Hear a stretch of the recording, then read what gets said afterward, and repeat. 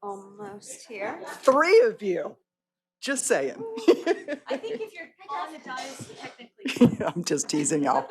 Happy Tuesday, everyone, and welcome to the Citrus County Board of County Commissioners regular meeting. Today is Tuesday, February 6th at 1 p.m. And we are going to have, I was going to make it an all Navy day because I'm a big Navy fan, but so we're going to have our retired chief, Doug Wright, who runs the room so capably, do the invocation, and our Air Force veteran, Madam Attorney, to do the pledge. If you're willing and able to stand and join us, please do so.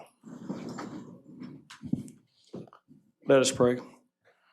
Father, in the precious name of Jesus, Lord, your humble servant comes before you right now, thanking you and praising you, Lord God, for this day that you allowed us to be a part of. We pray for each and every commissioner on the dais. Lord God, we understand that the job that they have, the task that's before them, sometimes can be difficult. We pray for discernment. We pray for wisdom. We pray for guidance and all the decisions they're going to be making with regards to each and every citizen of Citrus County. We know, Lord God, that they will do a good job because, Lord God, they'll be connected to the source. Now, Father, we also want to pray for our first responders, our law enforcement, our overseas veterans, and our retired veterans, Lord God. We thank you, Lord God, for their service. We thank you for keeping them, watching over them, Lord God, as they do the work of you. We ask this in your Son's Jesus' name we pray. Amen. Amen. I pledge allegiance to the flag of the United States of America and to the republic for which it stands, one nation, under God, indivisible, with liberty and justice for all.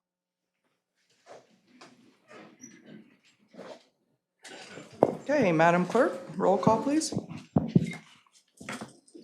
This is a regular meeting of the Citrus County Board of County Commissioners this 6th day of February, 2024. In attendance are Chair Holly Days, First Vice Chair Rebecca Bays, Second Vice Chair Diana Finnegan, Commissioners Jeff Kennard and Ruthie Schleba, County Administrator Steve Howard, and County Attorney Denise A. Diamond-Lynn. Thank you, ma'am. And Mr. Howard? Yes, we have one item that we're going to pull. E14 was requested to be pulled from the city of Crystal River. And I think you have an announcement to make as well. Yes. I'm going to move my item 01 with the board's approval of that to a 2 o'clock time certain, because we have a lot of moving parts and some folks that are going to be in the audience specifically to give testimony on this subject, and then so they can get back to work. So with those 2 changes, if looking for a motion to approve the agenda. Motion to approve agenda with said changes. Second. A motion by Commissioner Finnegan, a second by Commissioner Kennard. Is there any board discussion? Seeing none, all those in favor? Aye. Opposed? Motion carries unanimously. All right, consent agenda. Motion to approve the consent agenda. Second. In its entirety, B1 through 14. Excellent. Motion by Commissioner Kennard, second by Commissioner Finnegan. Is there any public comment? Seeing none, is there any board discussion? Seeing none, all those in favor? Aye. Opposed? Motion carries unanimously. Proclamations, C1 and C2. Motion to approve C1 and C2. Second. Motion by Commissioner Kennard, second by Commissioner Bays. Is there any public, there's no public comment on this one, right? No. Is there any board discussion? All those in favor? Aye. Opposed? Motion carries unanimously. All right. Join me down.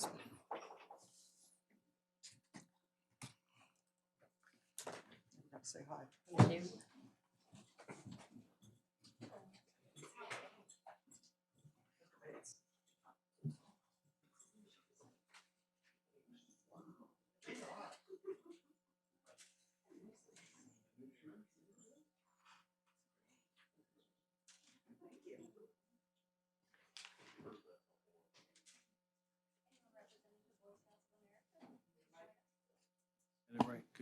If anyone from Boy Scouts of America is here to represent, please come up front.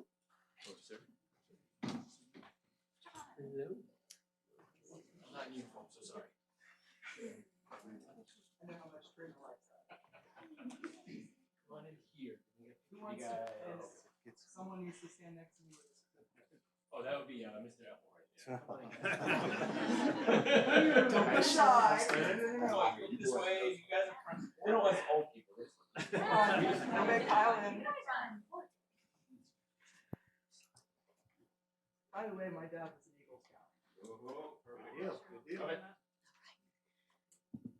Whereas the Boy Scouts of America, BSA, has been a beacon of character development and values-based leadership training for the nation's youth since its founding on February 8, 1910, 114 years ago.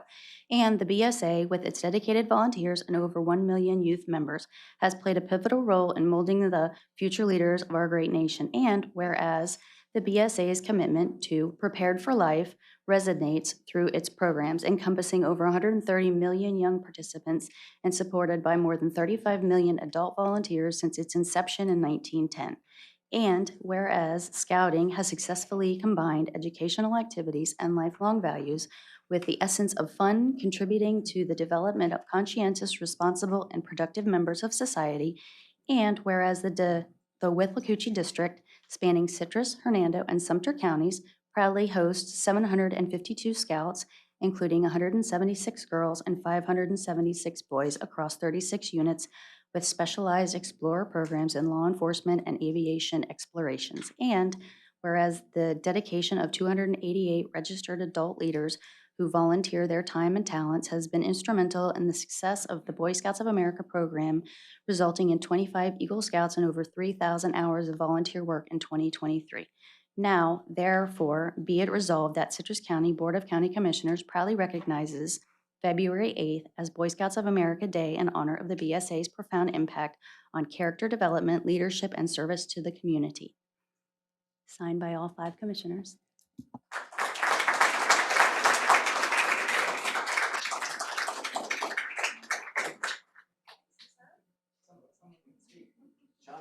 No, that's always a good speaker.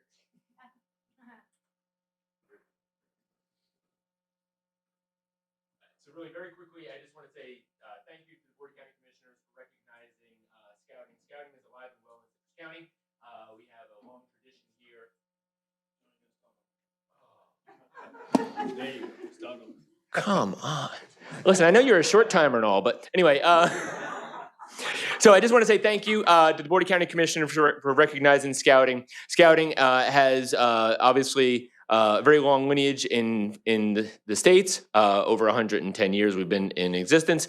But even here in Citrus County, more than 50 years we've been here in Citrus County alive and well. And we appreciate, and for us leaders, it's all about kind of preparing that youth for the next generation beyond us. And we couldn't be prouder of these young gentlemen in front of us. Thank you.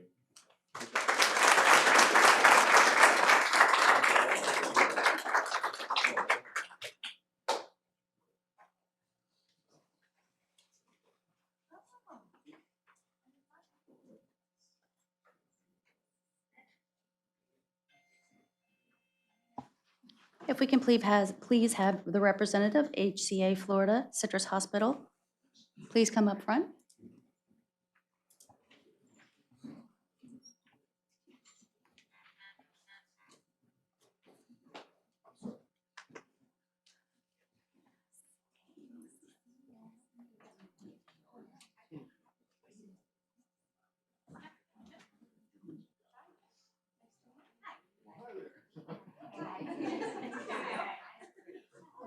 Someone stands next to me with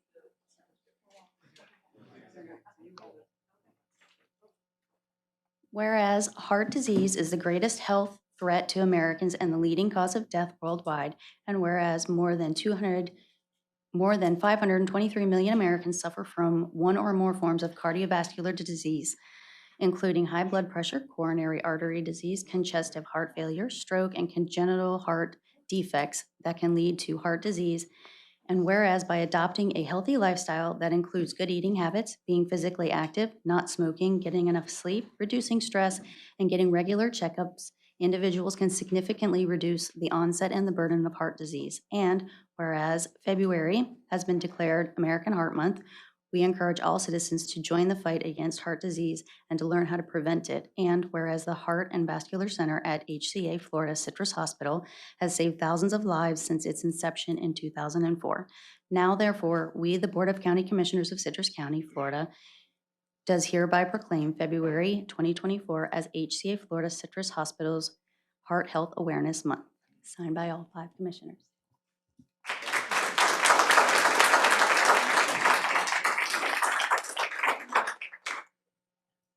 Hi, everyone. I want to thank you for proclaiming this Heart Health Month. For those in the audience who may not know, HCA Florida Citrus Hospital's Heart and Vascular Center has been around for 20 years now. We've done more than 35,000 cardiac cath procedures and more than 5,000 open heart surgeries. So the need is real for heart care in our community, and we really appreciate you all joining with us to encourage folks to take small steps towards making themselves a little healthier. So everyone, I encourage you to take your health to heart this month and find something small that you can do to make yourself a little healthier.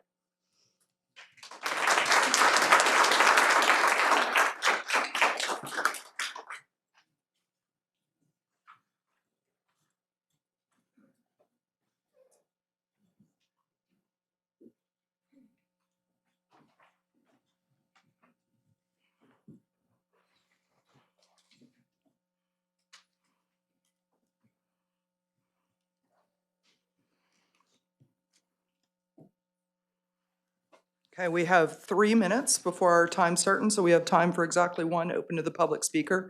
I do want to say that we are going to hear everyone on IV4. Come on up, Janet.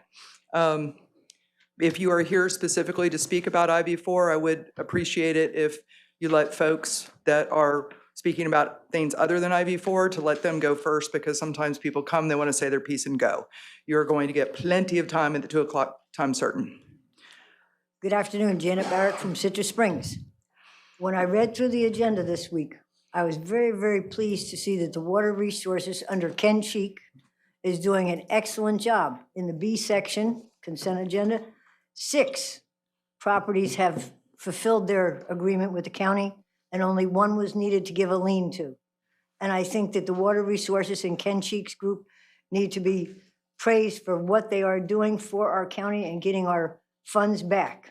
Thank you. Thank you, Janet. All right, is it 1:15? It's 1:14. Is it 13? I'm on Apple time. Like, it's supposed to be authentically real. Would anybody else like to speak it open to the public? One more? Seeing none? TikTok. Who is giving the presentation? Tracy? Come on up, and by the time you get settled.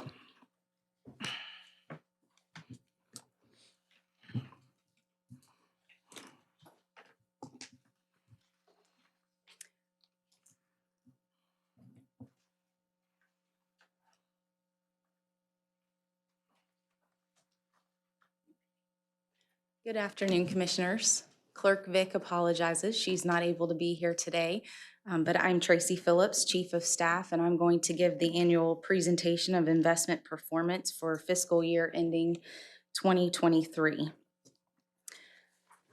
I think you will be happy to see, and okay, you can see the presentation up there, that you'll be happy to see that our investment strategy has been very profitable in 2023. For fiscal year ending September 30th, we recorded a total investment income of $11,953,478. That is what is recorded into the financial statements. The actual realized gains in the form of interest payments and sales throughout that fiscal year was $10,945,750. This exceeded the benchmark of the performance by 47 basis points. This is a collaborative effort between our investment team, internal investment team, which is made up of Clerk Vic, myself, Susan Sullivan, Senior Financial Analyst, and Robin Barclay, our Chief Audit Officer. Also, along with the guidance and active management from PFM Asset Management, LLC. And typically they would also be here, but we'll make sure that happens in the future. Our portfolio, this is just what the portfolio is made up of. This is really no different than what you have seen in the past presentations, from cash management and market accounts to Florida public assets of liquidity and commercial paper. There are a lot of various, we try to be very diverse in the performance portfolio. Our investment policy framework is based off of the Florida statute, which is 218.415. We also work with PFM for all the Association of Public Treasurers of US and Canada, and then obviously the GFOA best practices for our reporting and policy. Provided to you prior to today and attached to the agenda was a update policy recommendations, updates to the annual investment policy. We added and changed some language. There was nothing in here that was major changes. Most of it was just language changes, whether it made more sense to change yield to return. That was a GFOA recommendation. Updating a term of Telerit information system to TradeWeb, is correcting some terminology. And then we did add asset-backed securities to the authorized investment graph. It was not previously included last year when we did add those in. So if you have any questions, I'm happy to answer them. Otherwise, all we're looking for today is just an approval of the updates to the investment policy so that we can get that published and over to PFM for their active management. Motion to accept the clerk's report, and a thank you to Clerk Vick and yourself, Ms. Phillips, for the outstanding work of you and your team. Thank you. Second. I have a motion by Commissioner Finnegan, a second by Commissioner Bays. Is there any public comment? Seeing none, is there any board discussion? It's actually an informational only. That's what I was trying to find it because I'm on the script, so it's up early. It is only informational only, so we But just. don't go we through need with to adopt the changes? Yes. it. Okay. Is that part of your motion to accept the changes? Absolutely, Madam Chair. All right, thank you. Second amended to match. Excellent. Is there any further board discussion? I will echo the thanks to always capable job from the clerk's department. Yes, thank you. Thank you, Ms. Phillips. All those in favor? Aye. Opposed? Motion carries unanimously. Okay, our next time certain is going to be at 1:30, so I will open to the public if anybody would like to address the board. I don't see anybody in motion.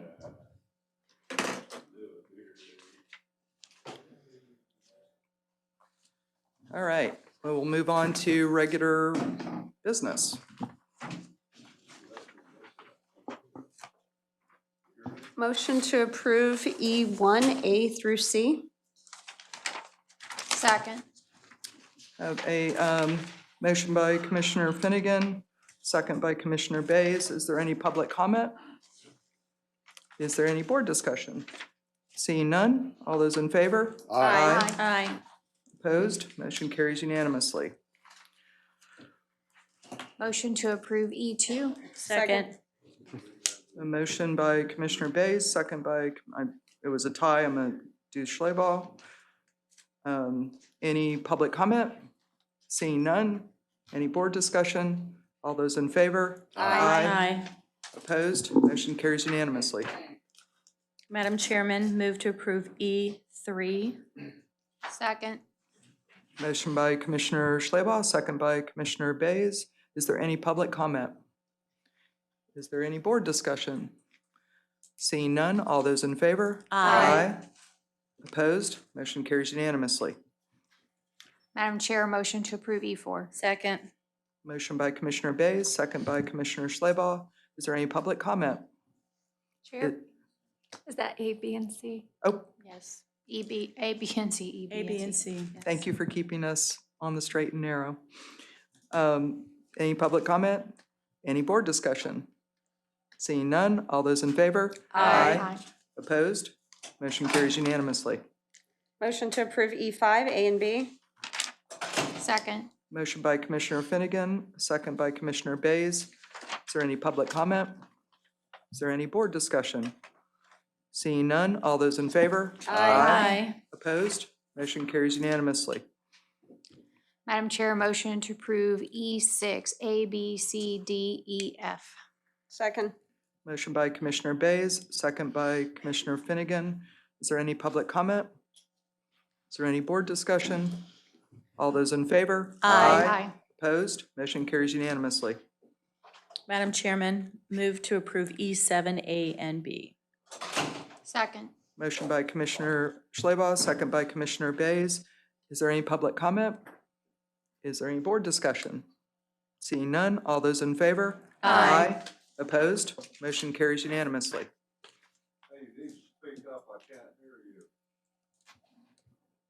Can you Okay. hear me now? Barely. Okay. That's pretty.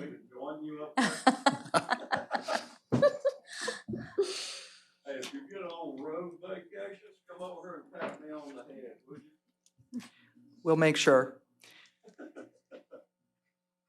Board looking for E8. Motion to approve E8, A Second. and B. Oh, sorry. Okay, motion by Commissioner Kennard, second by Commissioner Finnegan. Is there any public comment? Is there any board discussion? Seeing none, all those in favor? Opposed? Motion carries unanimously. Madam Chair, motion to approve E9. Second. Motion by Commissioner Bays, second by Commissioner Kennard. Is there any public comment? Any board discussion? Seeing none, all those in favor? Opposed? Motion carries unanimously. Madam Chair, Yes. if we can have just a second, maybe we can get this gentleman a hearing. But I think the clerk was trying to keep up with you and do that at the same time. Okay, I'm sorry. Thank you for interrupting. Sir, find out if he's here for the street vacation time certain at 2:30 No. 1:30. or 1:30, excuse me.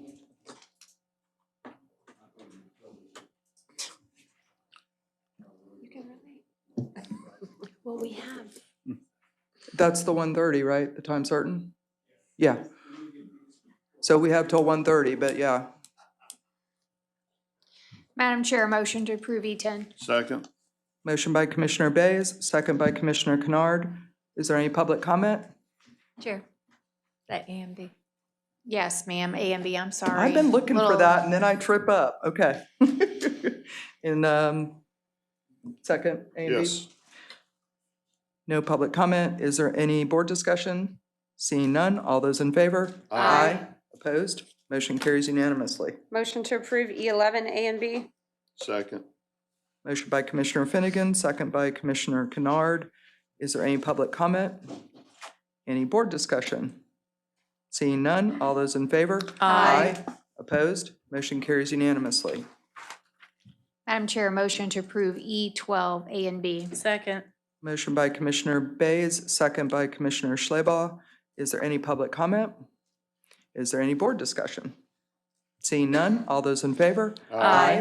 Opposed? Motion carries unanimously. Madam Chair, motion to approve E13, A and B. Second. Motion by Commissioner Bays, second by Commissioner Kennard. Is there any public comment? Is there any board discussion? Madam Chair. Yes.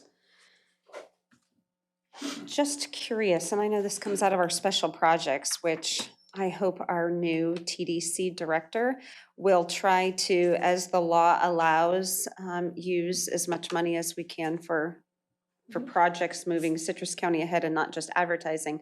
You know, I am concerned though, every time advertising comes up here, and granted, I know you're the media person and I'm not, I don't watch a lot of different television. I mean, could we not, if the goal is to reach people, when I read over the backup information, my concern was we're putting this on this show, they're making these commercials for X amount of dollars, and their viewership was 150,000 people. And the people following, I think, was even less. So I mean, the TDC keeps bringing things. Once I would like to see when we're reaching into that special projects, that it's something that's like, wow, that's really good. I can see that they're reaching a lot of people, and I just don't think this is it. It's such a limited amount of people that are watching whatever this little show or channel, or I don't know if it's on the computer, or I'm not really sure, but it just didn't seem like we were getting a lot of bang for the buck. Yeah. You look at CPM, which is cost per 1,000 eyeballs, and you also look at CPQ, cost per quality. You know, how many are mainline, like truly hardcore target market members. And I will say that, and this was a good value or it wouldn't have come forward, and staff is fully supportive of it. Frank, I don't know if you want to get in motion to speak to this. One other comment I will say, and I really hope that the new director renames special projects, because to my mind, special projects sound not advertising, but it is actually advertising. The 3 pennies go to a set media budget that is done for the whole year. The other 1 penny is put aside for things that come up that are good value to add to the advertising dollar, but it can't be used for any capital expenditures or anything that's not advertising. So it's a very misleading title. And anyway, Frank. So I could speak to this particular project. Chad Crawford is a pretty well-known brand. We used him for production in Sumter County, the same show, How to Do Florida. A lot of times these get picked up on secondary loops, and they do live on beyond. We had the opportunity to post the video on the website as well. So then when people visited the tourism website, we own that property. So it also gives us an opportunity that's somewhat unique. We can craft where he goes with the show. So if we want to highlight a particular activity, we can send him up in a glider, for example. We sent him up in a plane over in Sumter County to highlight. We had a grass strip where you could fly with just a driver's license, a light-skinned aircraft. So that was a feature. We did bass fishing on Lake Panasoffkee because we wanted to highlight that. And we got a local guide, believe it or not, from Citrus County because we weren't able to get a Sumter County guide for that. So we can definitely use this as an opportunity to promote other parts of the county. We can craft it along with Chad and the production company. I understand that Citrus has worked with Chad on some other stuff. I also think the opportunity to do the adult drink is very interesting because we do have a distillery opening in Homosassa soon, and we will want to promote that. So that gives us a chance to get really targeted. We are limited, as you said, by the state statute. I would love to see more flexibility in that. But this particular production, again, Chad is a very likable guy. How to Do Florida is pretty popular. He's run on PBS. He's run on some of these cable networks. So for what that is targeting, I think it is a good investment of the money. Thank you. I appreciate that. Thank you, Frank. Okay. And thank you for the good question. It's nice to break the monotony of just no discussion on approvals. Is there any further board comment? Seeing none, all those in favor? Aye. Opposed? Motion carries unanimously. 1 more minute. E15. Madam Chair, motion to approve E15. Motion by Commissioner Bays. Anybody? Second. Second by Commissioner Kennard. Is there any public comment?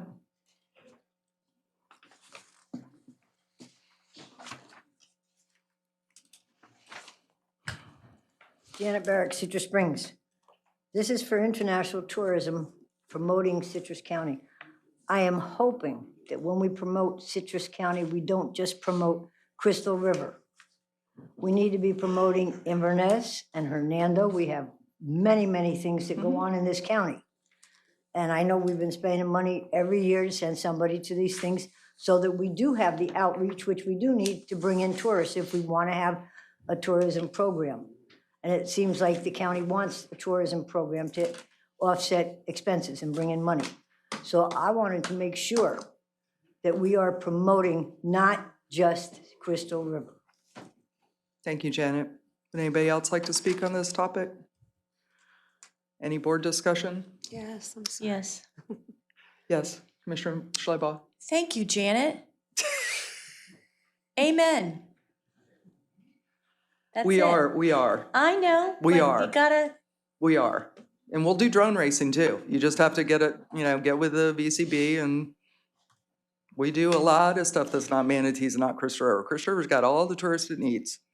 So I hear you loud and clear, and we do that. I'm gonna say it one more time. I keep saying this. You look at, when you market a place or market a company or a product, you look for the unique selling proposition. That is the one thing that no one else can do. Sometimes it's a combination of factors. In Citrus County, the one thing that none of the other counties in Florida have is the swimming with the manatees. That's it. So that is we're going to get a lot of traffic because it's the only place people can do that. But we have outstanding bike trails. We have excellent bass fishing. We have excellent saltwater fishing. We have all those scalloping. We've got all that stuff, but other counties also have that. So that's the only reason why it seems like we're overloaded in Crystal River, is because it's the only place people can do that in Florida. But believe me, we want to spread the wealth to the rest of the county. We will do everything we can to do that.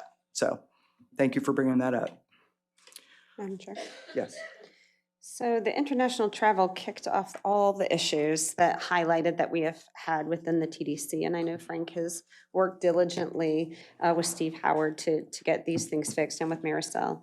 But, again, I just look at the backup information that was given, and it shows it's one person supposedly going, and we'll have X amount of meetings, but in the backup, it was all John. It was showing, I'm assuming, last year's schedule.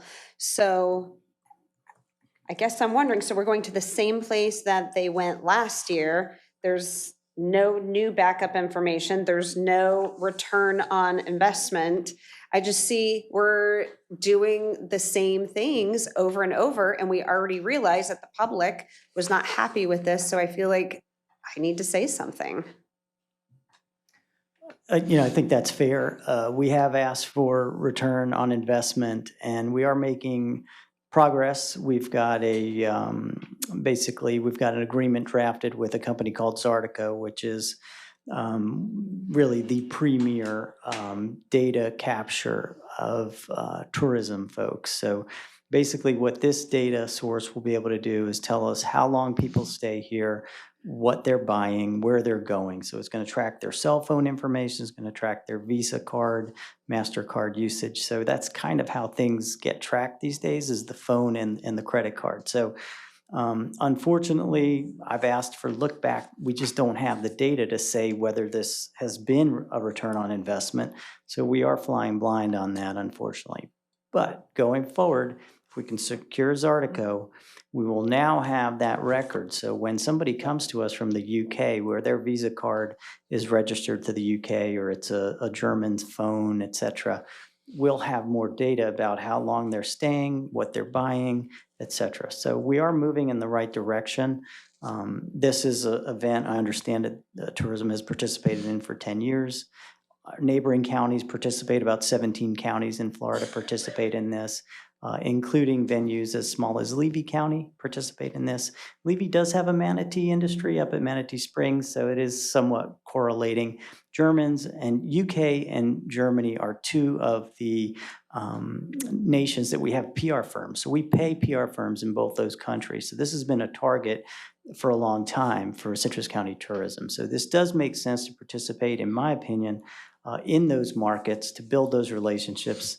Ultimately, even with all the data and everything else, when we put a person in theater, so to speak, over there, meeting these tour operators in Germany, in the UK, that is how the tourism industry works. I think there are benefits to it, but I certainly want to see better ROI and information, and that's where we can start to establish once we secure that Zartico or other similar product.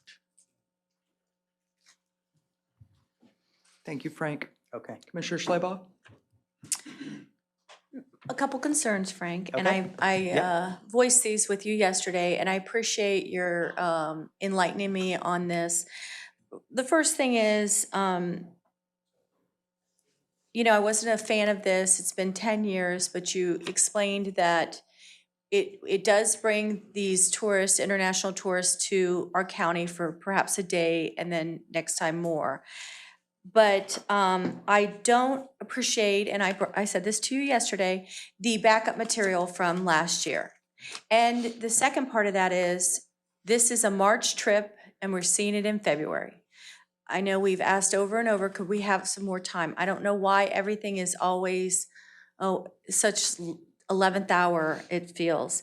And I am curious of Commissioner Bays has to say, because I could be wrong, and correct me if I'm wrong, but when you were the TDC chair 10 years ago, were you the one that started the German outreach program? international travel, yes, ma'am. Okay.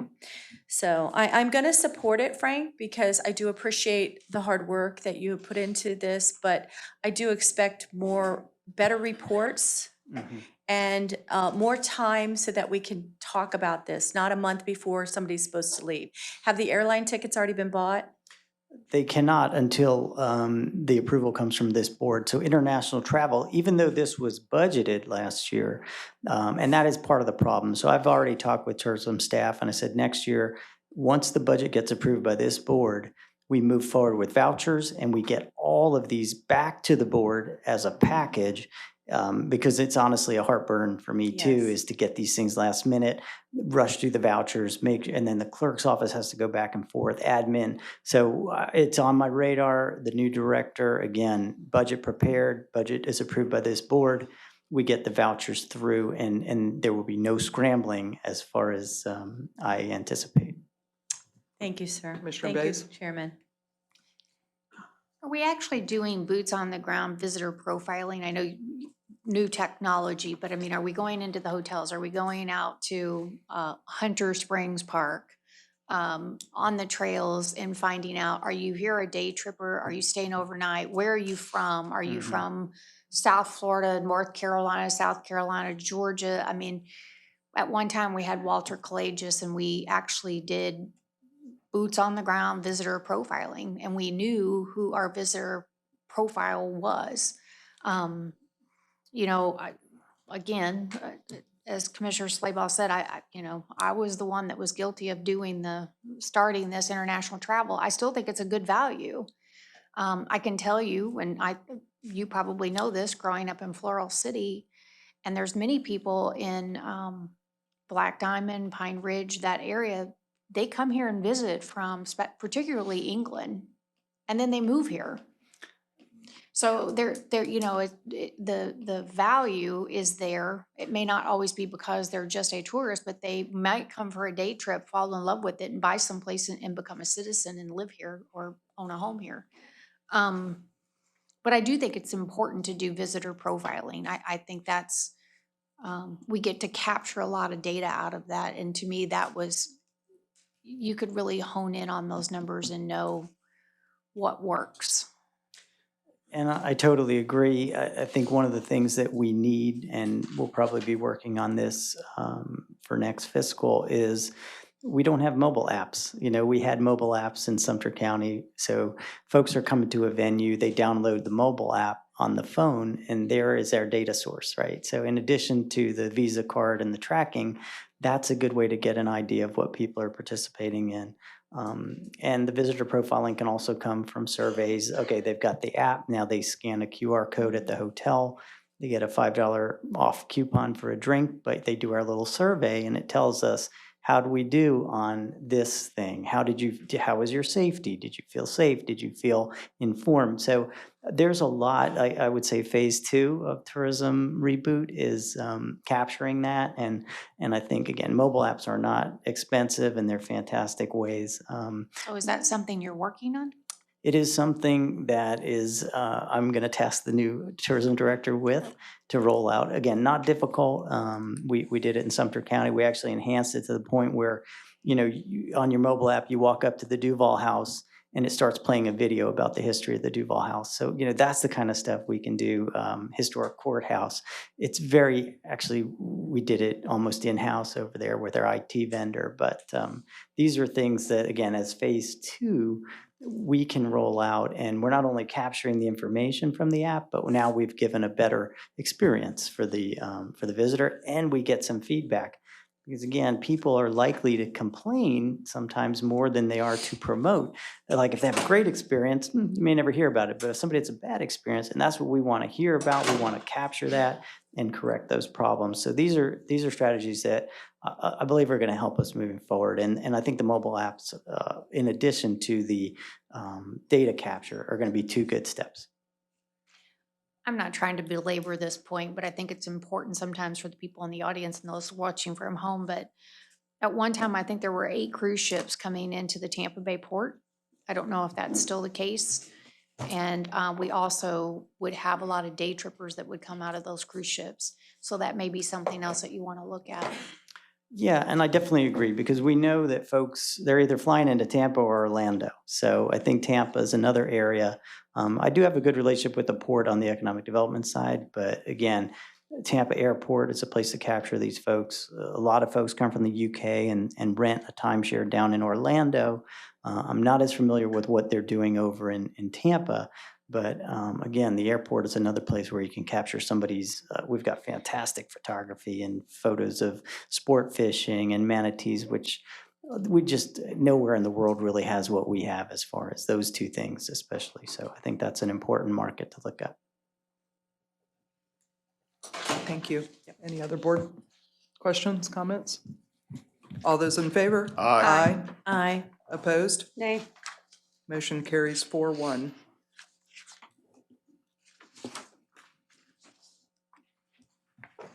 We only have one more E. This is not going to be a contentious one, I don't Madam think. Chair, motion to approve Second. E16. Motion by Commissioner Bay, second by Commissioner Schleybaugh. Is there any public comment on E16? But wait, there's Janet. That's right. Janet Barrett, Citrus Springs. I was opposed to taking EMS under the Board of County Commissioners when they did it. And here we're gonna be adding 6 more positions.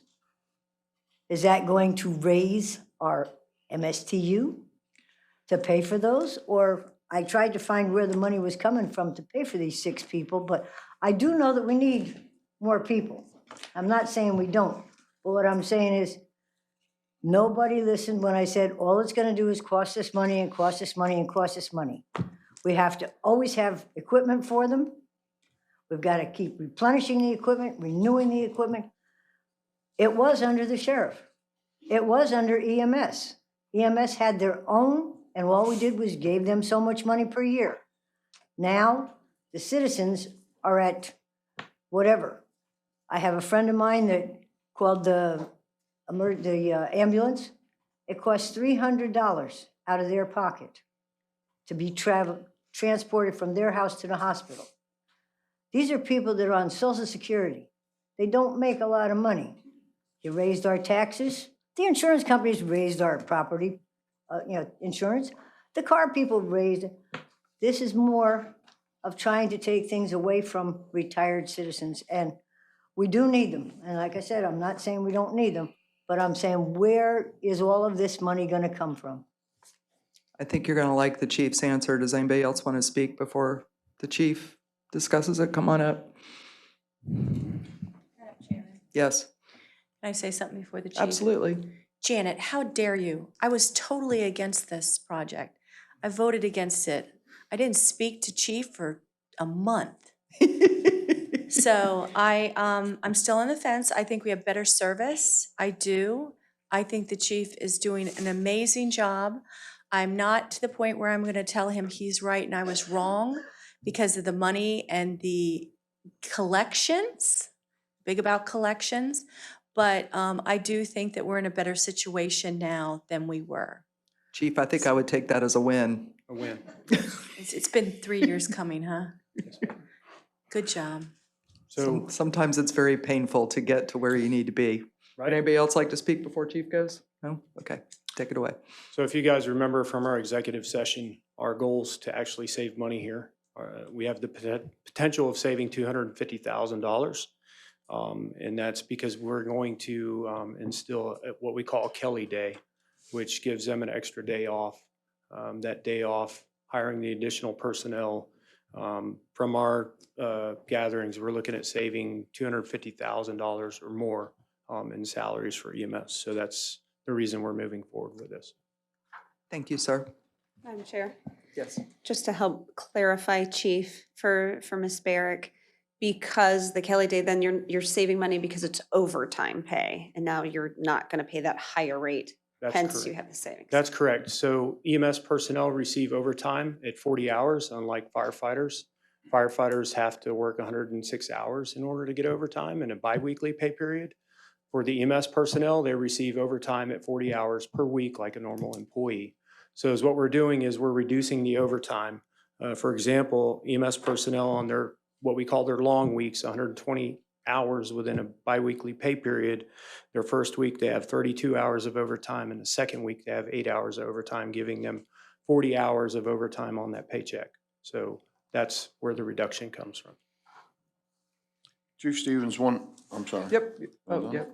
I've got just one question. The savings that we're talking about here, does that take into account the legacy costs of these 6 new positions? Yes, sir. All right, thank you. Yes. Okay. Any further board discussion? All those in favor? Aye. Opposed? Motion carries unanimously. All right, time certain. Do we have any hearing device or no?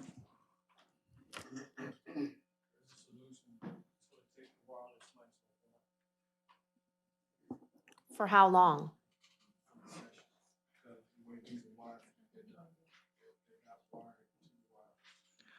Let me do a test. Hang on. Sir, can you hear me if I speak this loudly? No? Can you hear me clearly if I speak this loudly? No, we're going to do that.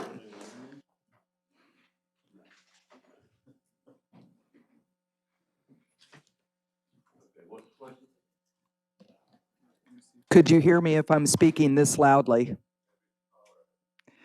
Okay.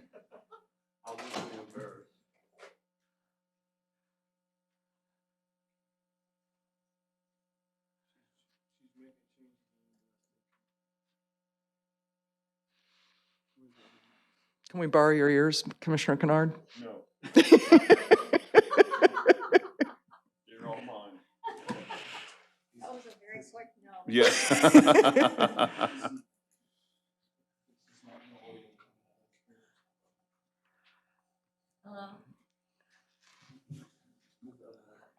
Hello? Can you hear me? So what we're going to do is have a public hearing, and we will explain what we're doing, and I assume you want to speak to the matter, yes? We can hear you just fine, so. I'm certainly opposed to the vacation of this right of way. Okay. And Could you state your name for the record, please? Yes, I'm Carl D. Locklear. Mm-hmm. I'm a lifelong resident of the town of Homosassa. My property adjoins this property. This piece of property is a road right of way that goes back into the woods, and it is public access to state land. Whereas people take their children fishing and hunting back in this area. If it is vacated, they're going to lose that access. This piece of property, which is about 2 acres, is valued at about $60,000. So I fail to see why they're coming before the board and asking you to give them this land free. What they're doing is saying to the board, we want you to give us what belongs to the public so we can keep the public out. Old people use this right away, which goes back into the woods. They go back there to watch the birds, the wildlife, and the peace and quiet. I use it. I go down there, sit on a log, have a chew of tobacco, and watch the wildlife and listen to the sound of nothing. I enjoy it. Everybody, my son uses it. My grandfather used it. My great-grandfather. Good God, one of the principal parties here, his own father used this road to access hunting back on private property and state lands. I'm asking you to not vacate this property. I have letters from adjoining property owners saying they don't want it closed. I have copies of your own county commission minutes saying you will not vacate anything that is not in the private or is not in the public interest. How can it be in the public interest to give away what belongs to the people to private interest? I'm going to see here today if you represent the people or whether you represent private interest. This road belongs to the people, and it has for several hundred years. I own property there myself. I didn't gate it up. I didn't ask people not to go in there, but they are so assured that you're going to vacate that property here today. They've already erected a gate there, put up signs threatening people that they're going to be arrested if they use that public right of way. And that's not right to do that to people. I have been told by one of the principals in this matter that I am wasting my D time being before you today because you're going to vacate it for them, and there's nothing that I can well do about it. Well, I'm asking you ladies, do not vacate this right of way. You're going to hurt people if you do. Mrs. Finnegan, you represent that area. Why didn't you come look at this and let us show it to you? Why don't you stay the vote on this today and come there and look at it and see what you're going to do to people? My grandchildren use this right away to access private land, and it's the state land now. There is not 1 inch of the Homosassa River. Sir, Yes, ma'am. I'm so sorry. We have a rule in chambers for 3 minutes. Have I gone 3 minutes? You have, sir. The timer went off. Well, thank you. But we did get the point, thank you and for we very much extending me. appreciate this. And could you fill out a green card for us? What am I doing? Fill that out and give it to the clerk? Sure, why? Thank Well, you. anyhow, I'm gonna ask y'all to stay the vote on this until other people can come that had to work today. Here's a letter from And then you people. can also give that to the clerk. Thank you, Okay, sir. give that to the clerk. Thank you. Come look at it, please. I need to, there's very legal protocols I have to do, so let me get back to this, and then I'm going to say something that the attorney's gonna brief me on that I have to say to make sure You that want that throw- was you want put throw me in on the back in my public seat now, record. girls? I'm I'll get sorry? back in my seat. My only question is, does he need a Thank you, copy of ladies, that? so Is that much. his original? Because that looks like an original older document. Doug, are you on it? Thank you. Yes, he does. I'd like to have a copy of that and this letter. Okay. He'll get that back to you. I'm on it. Do I need to go? Yes.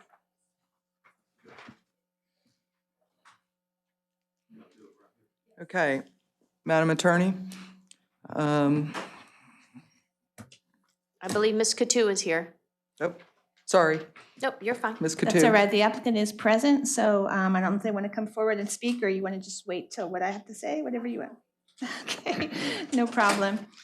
So this is an application to vacate a portion of West Woodland Place, south of West Wyandotte Street. And not a PowerPoint, okay. So here is the map. Unfortunately, contrary to what you just heard, there is not any portion of this that leads anywhere else other than to private property owned by the applicant. They own all the property surrounding this particular application. You can see the yellow area.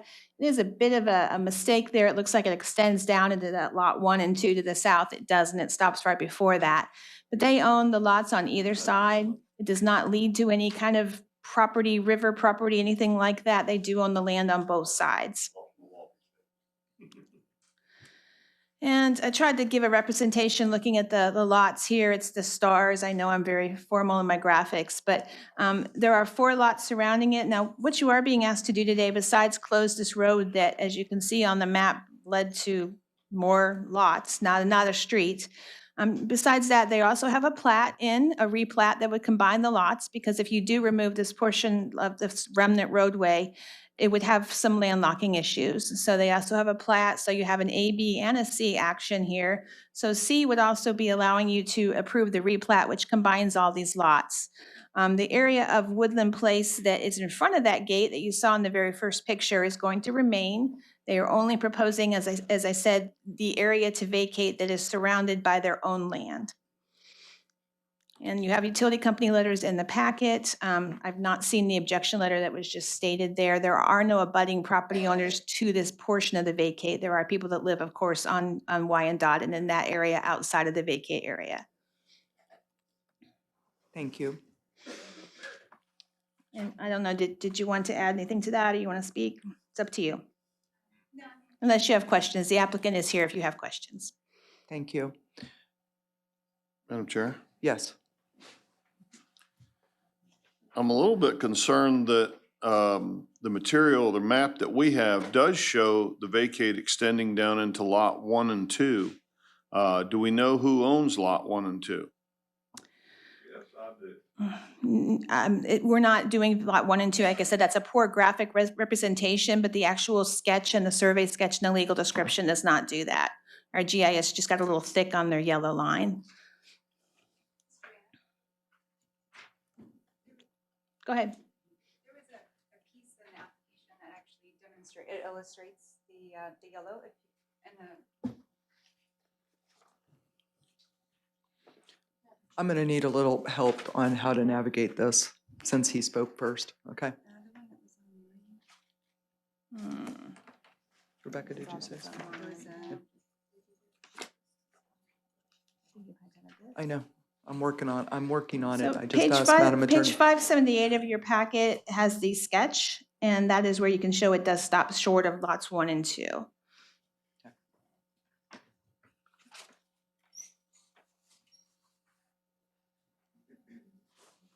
It also is on page 577, which is a survey.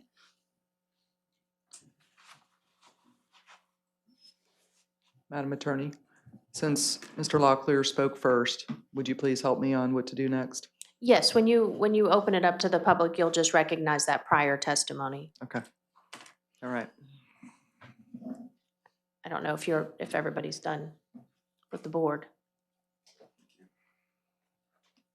I'm still trying to find the sketch.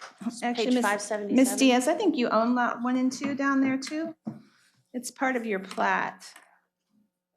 So you're vacating this part, but they're talking the lots here. I think you own that as well. We own all of that. Yeah, so I apologize, Commissioner. In regard to your question, they own those lots as well, lots 1 and 2. We own everything to the left, to the right, and then below. Okay, I'm sorry if you. Yeah, you need to go to the mic and state your name for the record and Hi. state your, yep. Nice to meet you all. My name is Stephanie Diaz, and we're looking to vacate the land, obviously, on the left, the right, and the south of the vacation of the property, so. Right, so lots 1 and 2 that are shown on there are also owned by them. It's part of the plat that's being combined. The only lot that we do not own that it would be, I don't know how to. It's actually to the north. North, yeah. Are there 8 lots that you own? We own, there's close to 80 lots, and we're looking to consolidate 39 of them, which would encompass the street vacation. Okay. Right, I think the lot you're talking about you don't own is outside of the vacate up here on Yes, Wyandotte. That's the yes. one, Yeah, which that's is not- owned by a gentleman in South Florida. Yeah, that's not abutting the vacate area.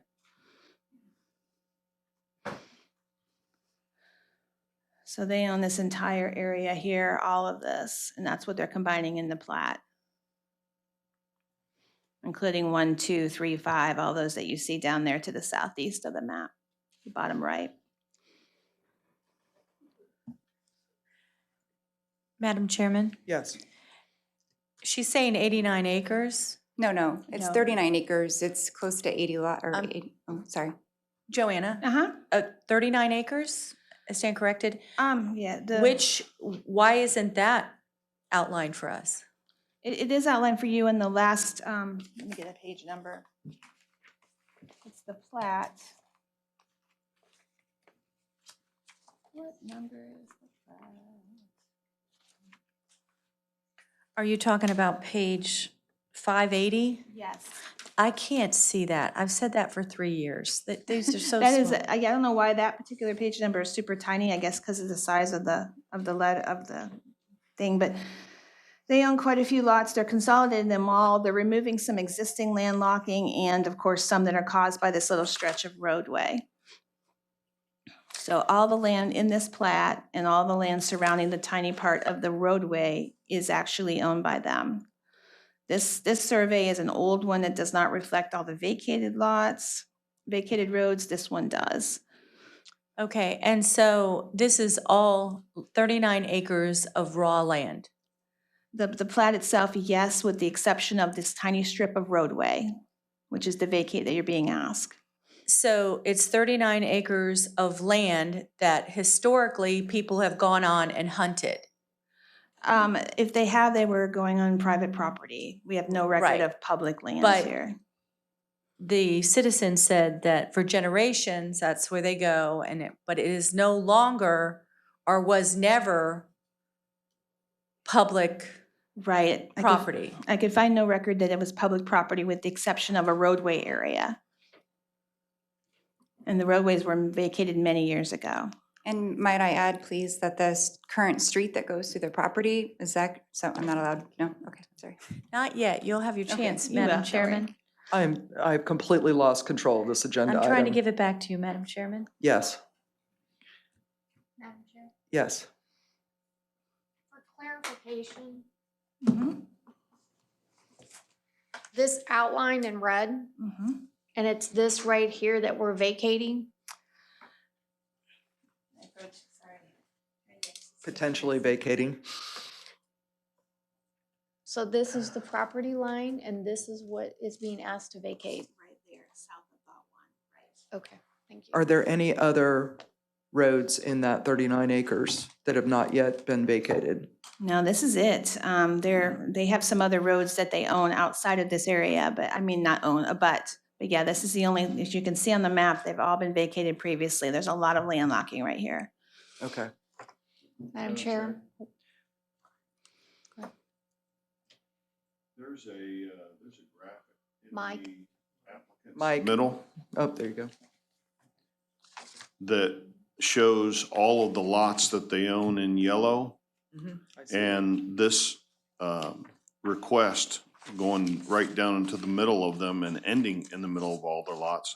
That seems pretty clear to me that there's no public property at the end of that easement. I agree. And I have one more question. Yes. How wide is this easement? 50 foot. Okay. I have no reason to challenge that. I have not met. Let's see. Madam Chair? I was warned. Yes. You're looking it up, so I'm sorry. I'm impressed he heard that. Yeah. We do try to have The actual fun when we survey shows it can. a little bit wider than that, but that's approximately correct. Okay. Yes. Okay. So this is private property, sir. I just want to put that because according to all the records, this whole bit is private property, except for what you're saying, 50 foot. It may not be. No, sir, you're not supposed to address us from the audience. I'm sorry. We did hear you though, I promise. Yes, sir, they are. Sorry. 3 minutes of fame.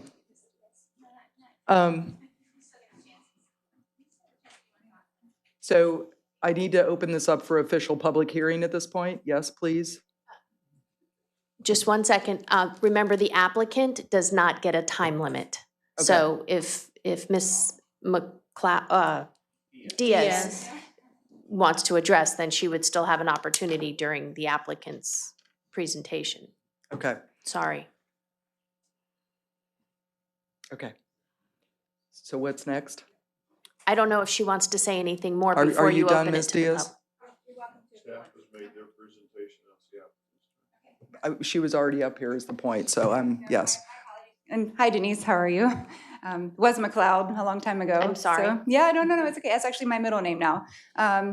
Let's see. So I just graciously ask for your request, please. It is private property. We've owned it for 2 years now, and we're looking to just vacate this street that's pretty non-existent. So, and really, the street actually goes through our property. The vacated part that we're asking for has not actually been cleared. So that's another tidbit as well. But thank you for your consideration. Thank you, Ms. Diaz. Yeah, thanks. Okay, now, would anybody like to speak for this item? Would anyone like to speak against this item? And let the record show that Mr. Locklear has already given 3 minutes speaking against this. Okay, seeing none, I'm going to close the public hearing. Anyone like to make a motion? I'll go ahead and make a motion that we, let's see, we approve SV-23-00. I'm sorry, it's start over. You got the year wrong. We missed it on that part. I'll go from down here. I'd make a motion that we approve SV-2023-00003 Second. and approve the replat application RPLT-2023-00018. Okay, we have a motion by Commissioner Kennard, a second by Commissioner Finnegan. Is there any further board discussion? Yes, ma'am. Yes. I do appreciate historically land that has had an easement. I also bought acreage that has a carriage trail through it right there that went from Crystal River all the way back to Citrus Hills. But that we own all the property around it, and I certainly wouldn't want somebody coming on that 50-foot piece and then coming on and hunting. So even though I do appreciate the generational and historical part, it is now private property, and our hands are tied as far as I'm concerned. I agree. I'm very hesitant to lose Old Florida, but it's just a little tiny bit of land going into, surrounded by private property, so I'll be voting in favor of it. Any further board discussion? All those in favor? Aye. Opposed? Motion carries unanimously. Sorry, Mr. Locklear. Sorry. I'm sorry. You're,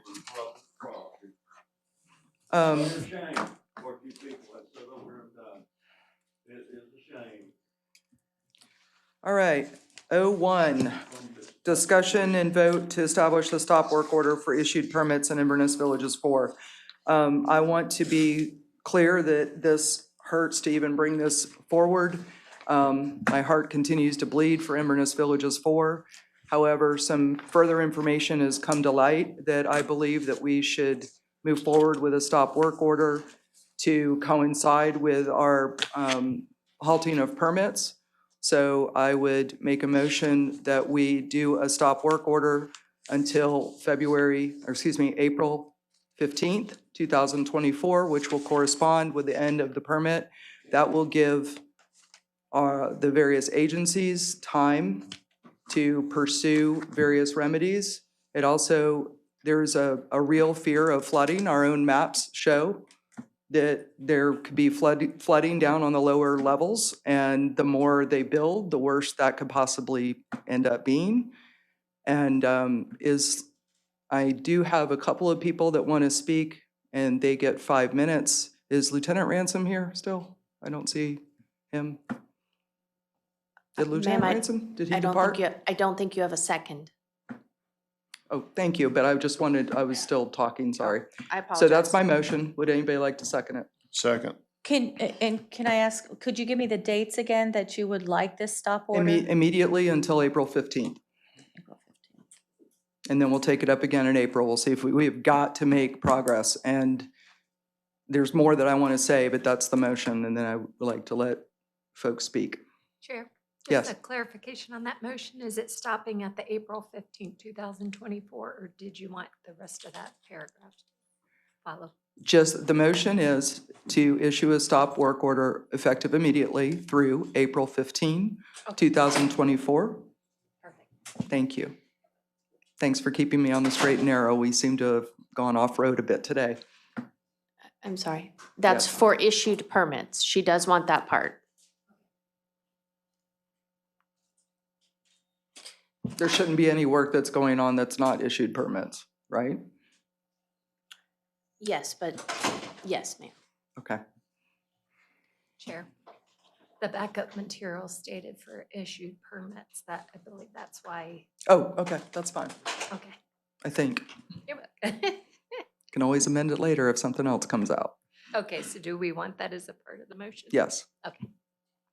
All right, yeah, a motion by me and a second by Commissioner Kennard. And I'm going to open it up to the public. Mr. Grant, would you like to be first? Good afternoon, Commissioners. I 5 want to minutes. briefly discuss, I wish Commissioner Bays was here, though. Why don't I? She can hear you. She can hear you. There's speakers in the back. Okay, very good. So my point is that let's talk very quickly about the authority. This is a heart-wrenching decision because it impacts neighbors. I'm not concerned about any other persons other than the neighbors. Full disclosure, I represent many of those neighbors. We have not filed suit, but I want to make sure there's something that you received that I want to make very clear regarding this matter. On November 2nd, 2023, the Department of Environmental Protection sued Vandervalk in the circuit court here, and they've made substantial allegations that you need to know about. The case is 2023 CA 1206. In the event that you don't know about this, because authority might be an issue, and I want to address that. In 2000, I'm reading now a part of the complaint verbatim. In 2005, Chris Master acting as president of MARPAD, replat a portion of Inverness Village IV. There's an attachment. Chris Master is also the one involved with Vandervalk construction.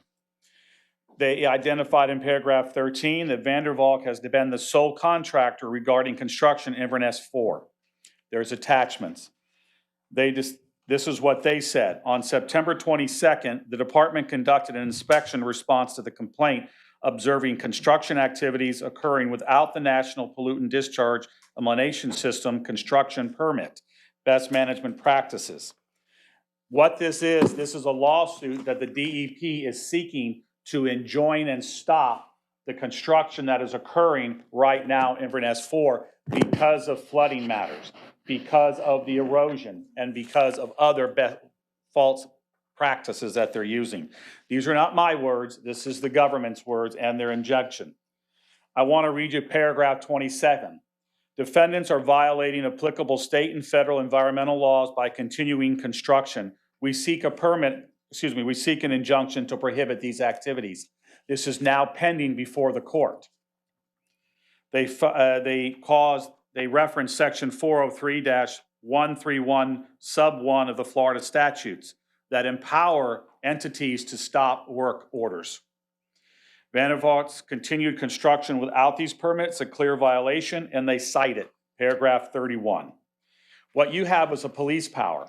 You have the power to be able to do things to enforce the better, because what's distressing here is because there will be homeowners that will be adversely impacted, not just the ones whose permits you stopped on the moratorium, but in addition, people that are in process of construction, which I believe will get you by doing a concurrent stop work order with the permit holds moratorium that you put in place until April 15th, when the matter can be revisited.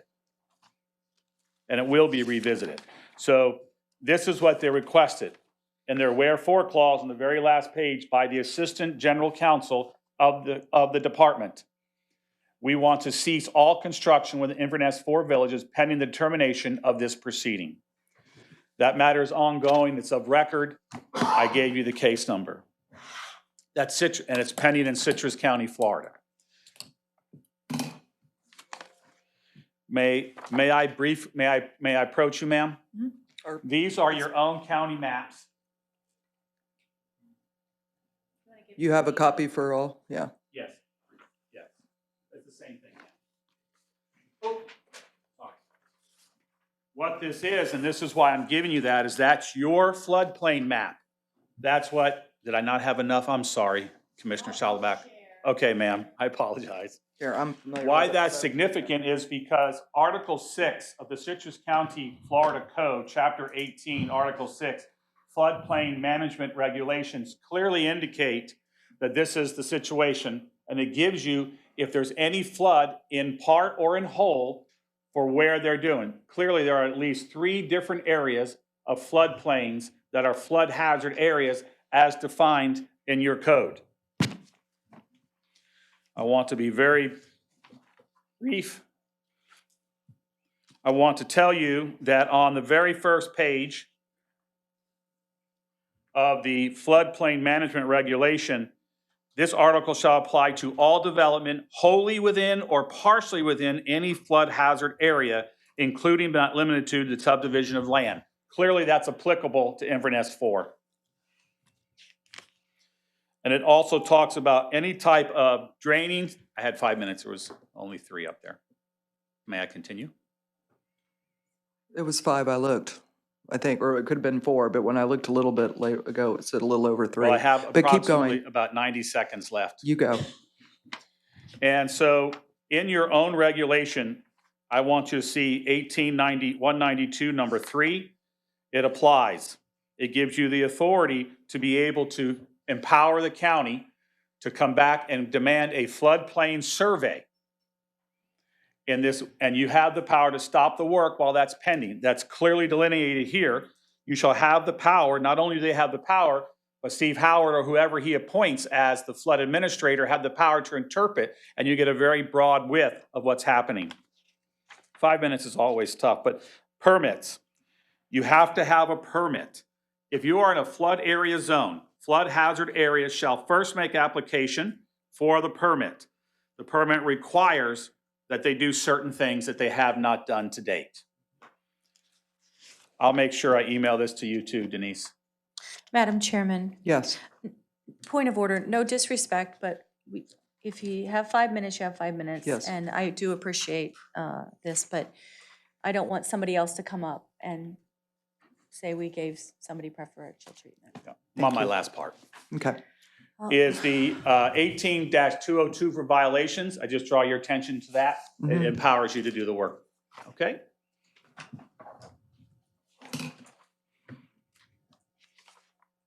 And I don't know whether this letter got into the record, but I'm going to give it to you. Okay? Madam That's Chair. from the FWC. Mr. Grant? Yes, it ma'am. Is pointing to a lot of case law. I mean, do No, we not have case law. access to whatever you're telling us to pay attention to, but I don't have it in front of me to Yeah, pay attention to it. it's the Florida Building Code, Citrus County. I gave a copy to them, and I did cite the parts. I can shoot an email, but at the end of the day, Commissioner Finnegan, the work stop order, you have authority clearly under the Florida Building Code to do this, in addition to the other violations that's cited by the Department of Environmental Protection. Any questions? Thank you, Mr. Grant. Thank you. So the reason this seems a bit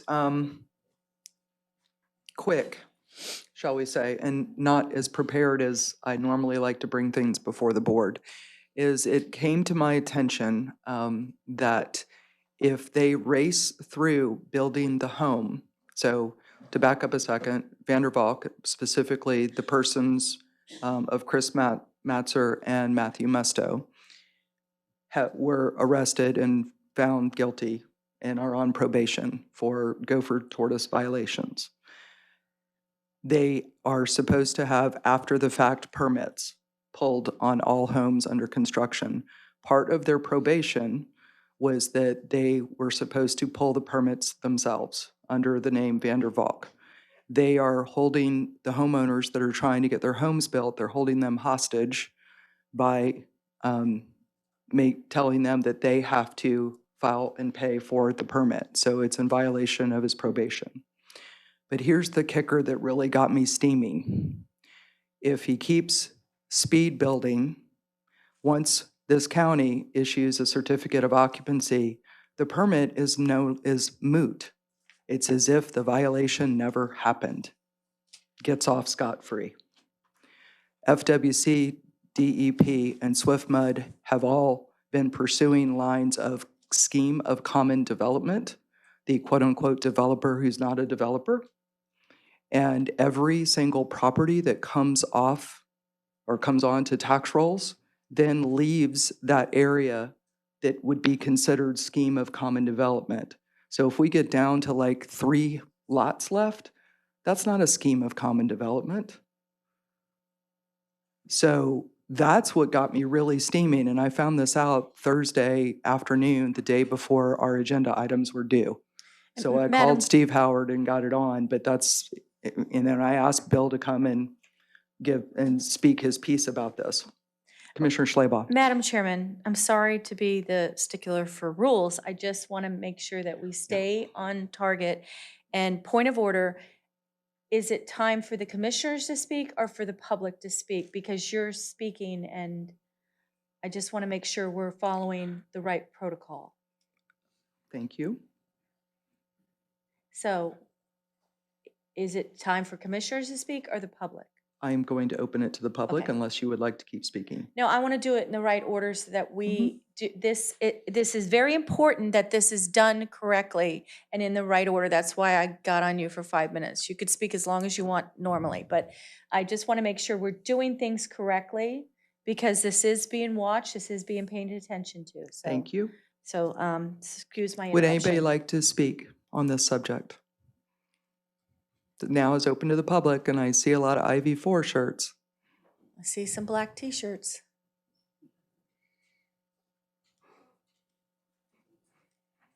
Please state your name for the record. Good afternoon. 3 minutes. There you are. Now I am. Good afternoon. My name is Ross Frederickson. I live in Inverness Village IV. I first off want to thank the city of Inverness for being honest with the residents of IV4 and letting us know that it was Citrus County that approved the utilities we brought into IV4, in turn creating this hot mess, which the county denies any wrongdoing. The county allowed this debacle to happen, plain and simple. When will one of you have the courage, like the city of Inverness, and be honest with us? I'm assuming you've all been directed to say nothing as far as the county's past involvement by your legal counsel. You must be thinking a way out of this mess. You can begin by being honest with us. So, through the power of the internet, which is a marvelous tool, something you will find on all active permits in the permit portal for the county of Citrus, okay? They have something which is called an engineering erosion control inspection. What I want to know, and how in the world, how are all these waived? Do you know what this inspection states? Okay, no potential adverse impacts to our MS4 system / roads, waterways, water bodies, wetlands during this review. If adverse impacts are reported and valid, inspections will be added. Laura 10180, scheduled by contractor. These are all waived. Why? And how is this happening? Everyone knows every lot there is subjected to erosion, and all that crap is going down the roads and going into the waterways. And how can this happen? Why are they being waived? Magic? Please answer. Thank you. Have an awesome day. Thank you.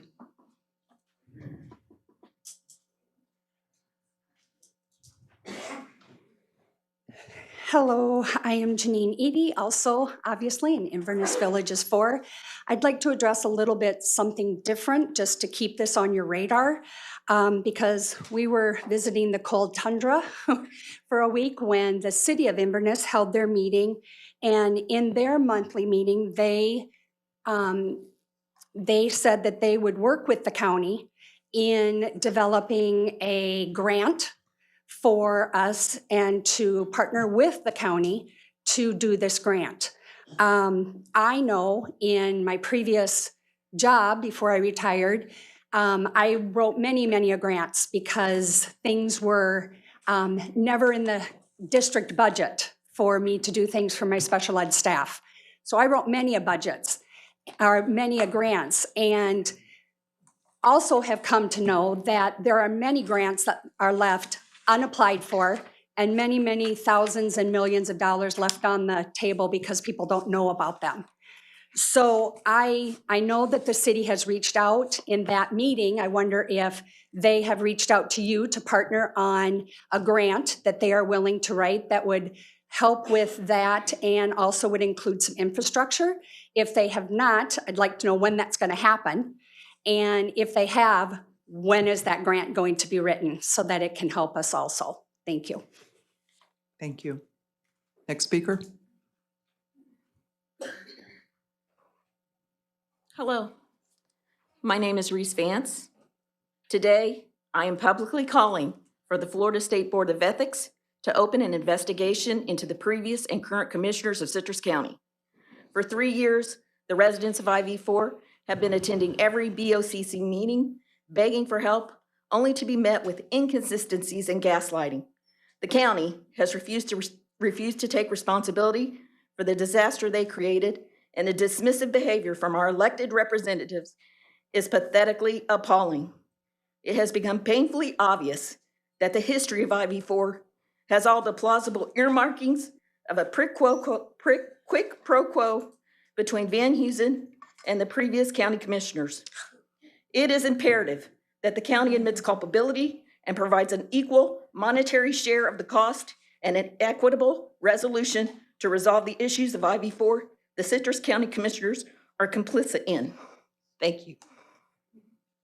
Ma'am. Next speaker.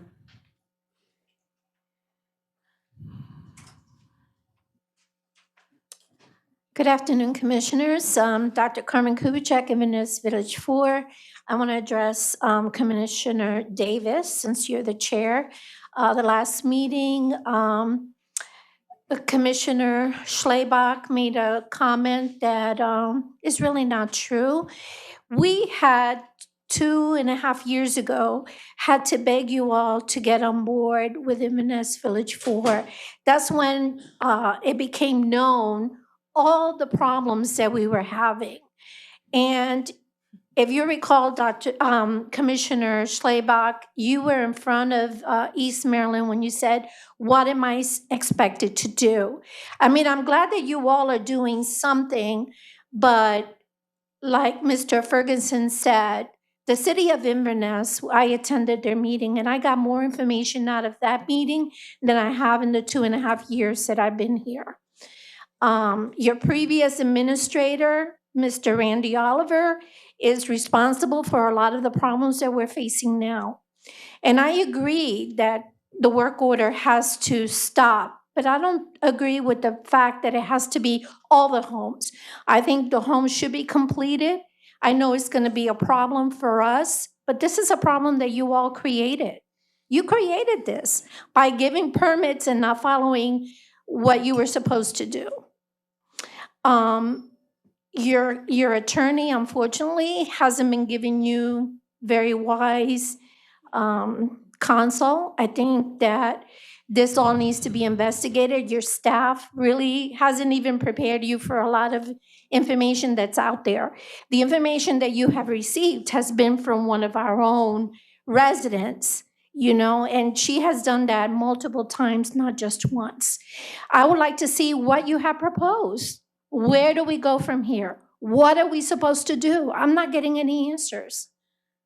I really appreciate your time. Thank you.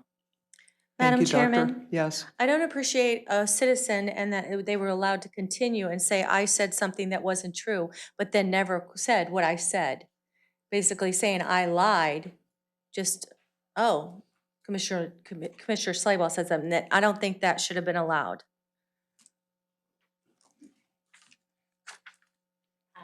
Carlene Semper, Inverness Village IV. I think the stop work order is necessary. The county is basically aiding a criminal if you allow the work to continue. The other thing that I would like to state is the only concern I have for that, Would permits be allowed for emergency repairs? Because homes are suffering from erosion and damage. You know, the existing homes that people are in right now. That's a concern of mine. And the other question that I really want answered today is Steve Howard going to work with the city of Inverness on the septic to sewer grant? I think that would be a great way to get this nipped in the bud, get us moving on. You know, the stop work order is great, but that's not helping us as far as what we're suffering right now. Thank you. Thank you. Is there anyone else to speak? Yes. Oh, I'm so sorry. Carlene.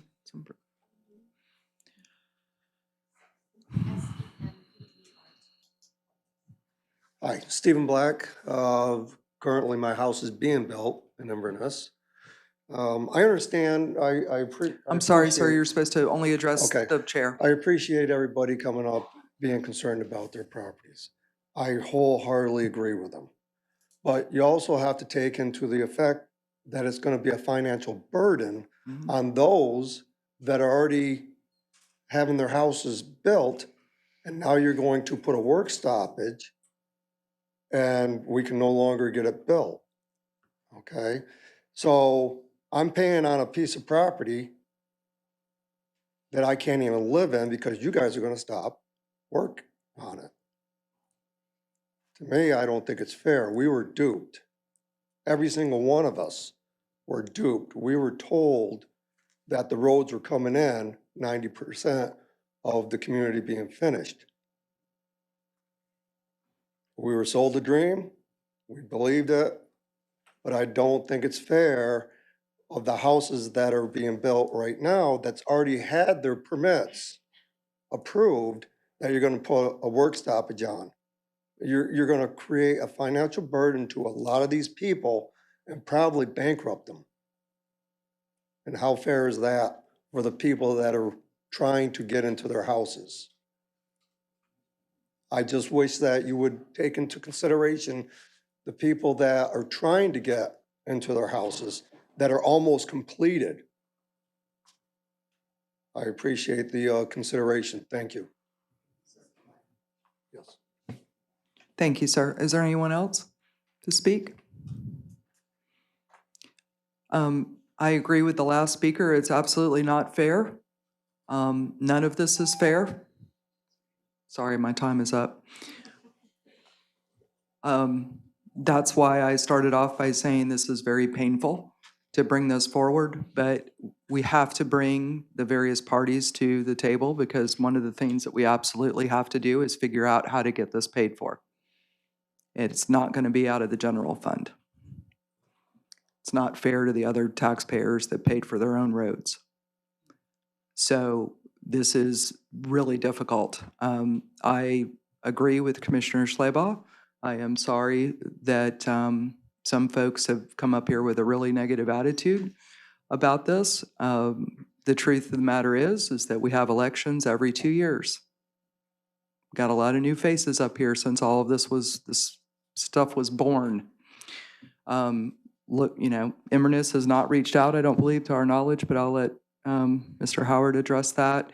I do know that the documents that they showed in their chambers were not all the documents that showed everything that also showed Inverness's role in all of it. So a little bit of a one-sided picture there. All I want to do is join forces with anyone that can help me bring this across the finish line. That includes all the agencies that were very on board with this. I heard from them. And essentially what I'm looking at is that we need that the number is really large, 109,000 per lot. If we can get the DRAs for nothing, my swamp math says 47,000 a lot. Now we're starting to get a little bit more into the ballpark with an MSBU paid over 10 or 20 years. Remember, we also will put a burden on the other taxpayers. We have to keep that in mind as well. All the other taxpayers, including the 5 of us up here, that there's only a certain amount of bonding capacity that the county has. It's a big swing for us to pay for all of that. So if we can do something with septic to sewer that will dramatically reduce the cost, that would be great. Mr. Howard, do you want any of the staff to speak, or would you like to speak? And then obviously, if any commissioners want to go first. Does anybody have anything before I ask staff? Yes, Commissioner Schleybaugh. You know, I just find it ironic that you all come up here, and Doctor, you come up here and say I didn't say something. Everything I have said has been truth and what I have been briefed on. I was a big proponent from the beginning for a moratorium. I've said it over and over. If there's ever a case that needs to go before a judge, it's this case. So for you to come and say the things you're saying to me, fine, say what you want, but be truthful about it. And isn't it interesting that Inverness is completely just not at fault at all? They gave you a great, I'm not going to go after Inverness, but to say that they are perfectly willing to help. I don't know that you've gotten the whole story there either. And all I hear is that we're the ones to blame. But there are a lot of situations, including you homeowners, that unfortunately, you listen to a person that didn't tell you the truth. If they told you they were going to be the roads there, I'm sorry, but that wasn't us telling you that the roads were going to be done. So I have been a proponent and a fan for getting this done. But this has been going on since 1972. And you're finally really, really being heard. I said it before, and this is what Doctor, I think, said. I didn't say the truth.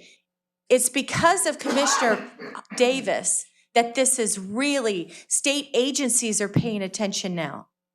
And I feel like you're being a little, I don't know. I mean, who's to blame in this? Is it only the commissioners that are to blame in this?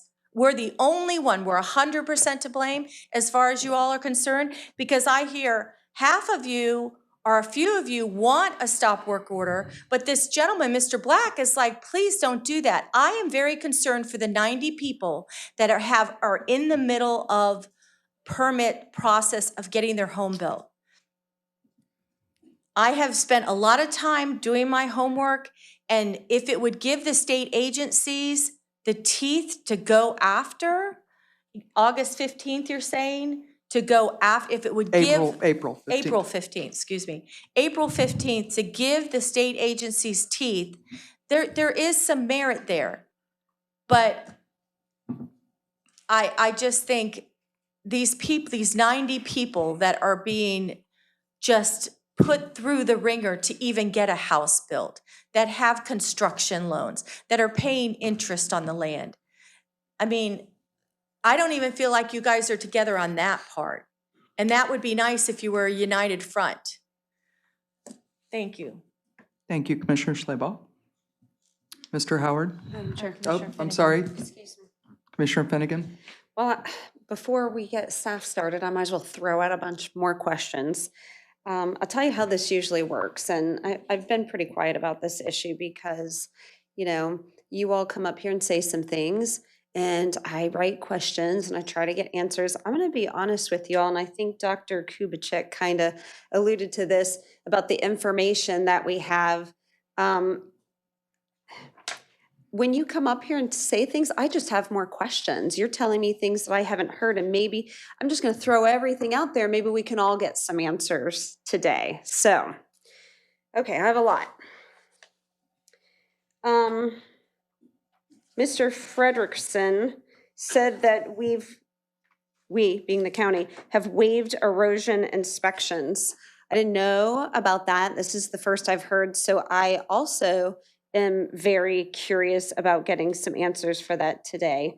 2 people alluded to working on a grant. That's the first that I've heard of it. I assume when I heard the second person, because I didn't know what grant we're trying to accomplish, and I don't know that there's grants for roads, but now I see if it's septic to sewer, maybe that would include roads. I don't know if we're looking at that or if that's the way we're going.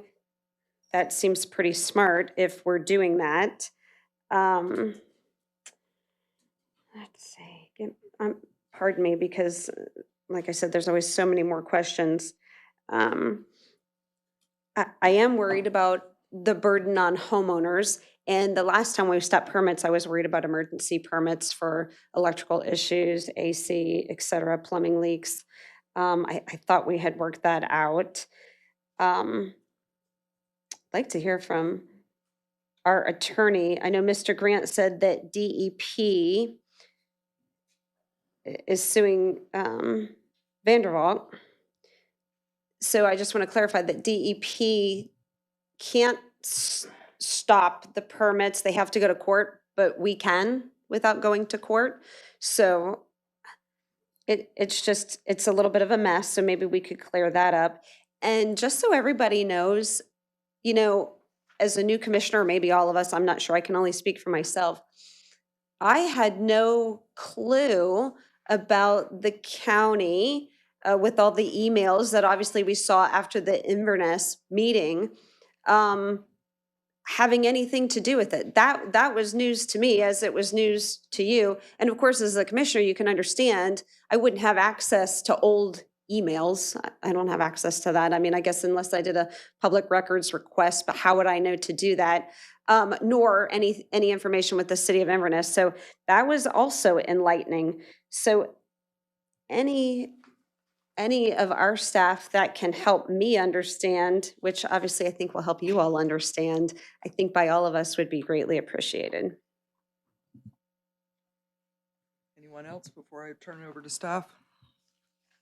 Mr. Howard? Yeah, just to address the city Inverness, we're having productive discussions, I think, me and the city manager, over a lot of topics, not just IV4, but we have a sessions every few weeks. I had a good meeting with him last Friday. We're just not there yet. Obviously, things we could present to this board or his board, but there's lots of discussions. Hopefully, like to get our public works together with his public works. We have a new PE. So those are discussions that we're having. Nobody's filed paperwork or did any kind of grant work at this time. That's something potentially could be a potential option, which you talked about, possibly, but we'll continue to have those discussions. And I think they're productive. We're going to continue to do that, me and the city, but I have no other comments to add to that. Obviously, Eric is here in the audience. We can follow up on some of those questions that you had. I don't think give us the answers today.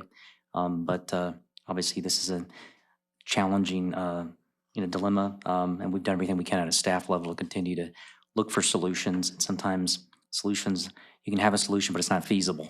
So the goal should be to try to find a feasible solution. And I think we continue to do that. And you have my strength to do that across this county, working with others to ensure that we come together if there's a way to do this. And working with the city may be an option, but we're going to continue to work with the city and bring anything back at a future date.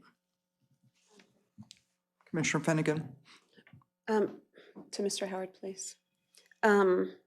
So all of that to say, when you say work with the city of Inverness, is that potentially on grants, or is that something that the county would do on their own? Yeah, we're just having preliminary discussions at this point. We had some discussions about that. Obviously, there's some potential. It sounds like they did want it at some point, similar kind of project is what I was told. So we don't know if this would actually, qualify for this one, if funding's available. They're very competitive, obviously, these grants. So that's just something we're just having preliminary discussions at this point. And I failed to ask another question. I don't know if this is best directed to you, Madam Chair, or to whom.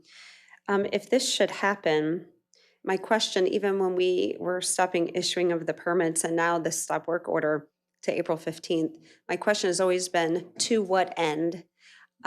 So I want to know what happens on April 16th, and how does this directly help the residents of IV4? And I know we all want to put the bad actors possibly in jail or how they get punished, but my main goal is not so much as that as to protect and help the current residents. And again, because I come from that fear of hurting people while we're trying to help people. So that's a very fine line that that we're dealing with. So what happens on April 16th? I need to see the benefit. I share your pain on that tremendously. I'm still offering to switch districts with any of you if you want to take over IV4. It is, all joking aside, I'm sorry, I have a sometimes inappropriate sense of humor.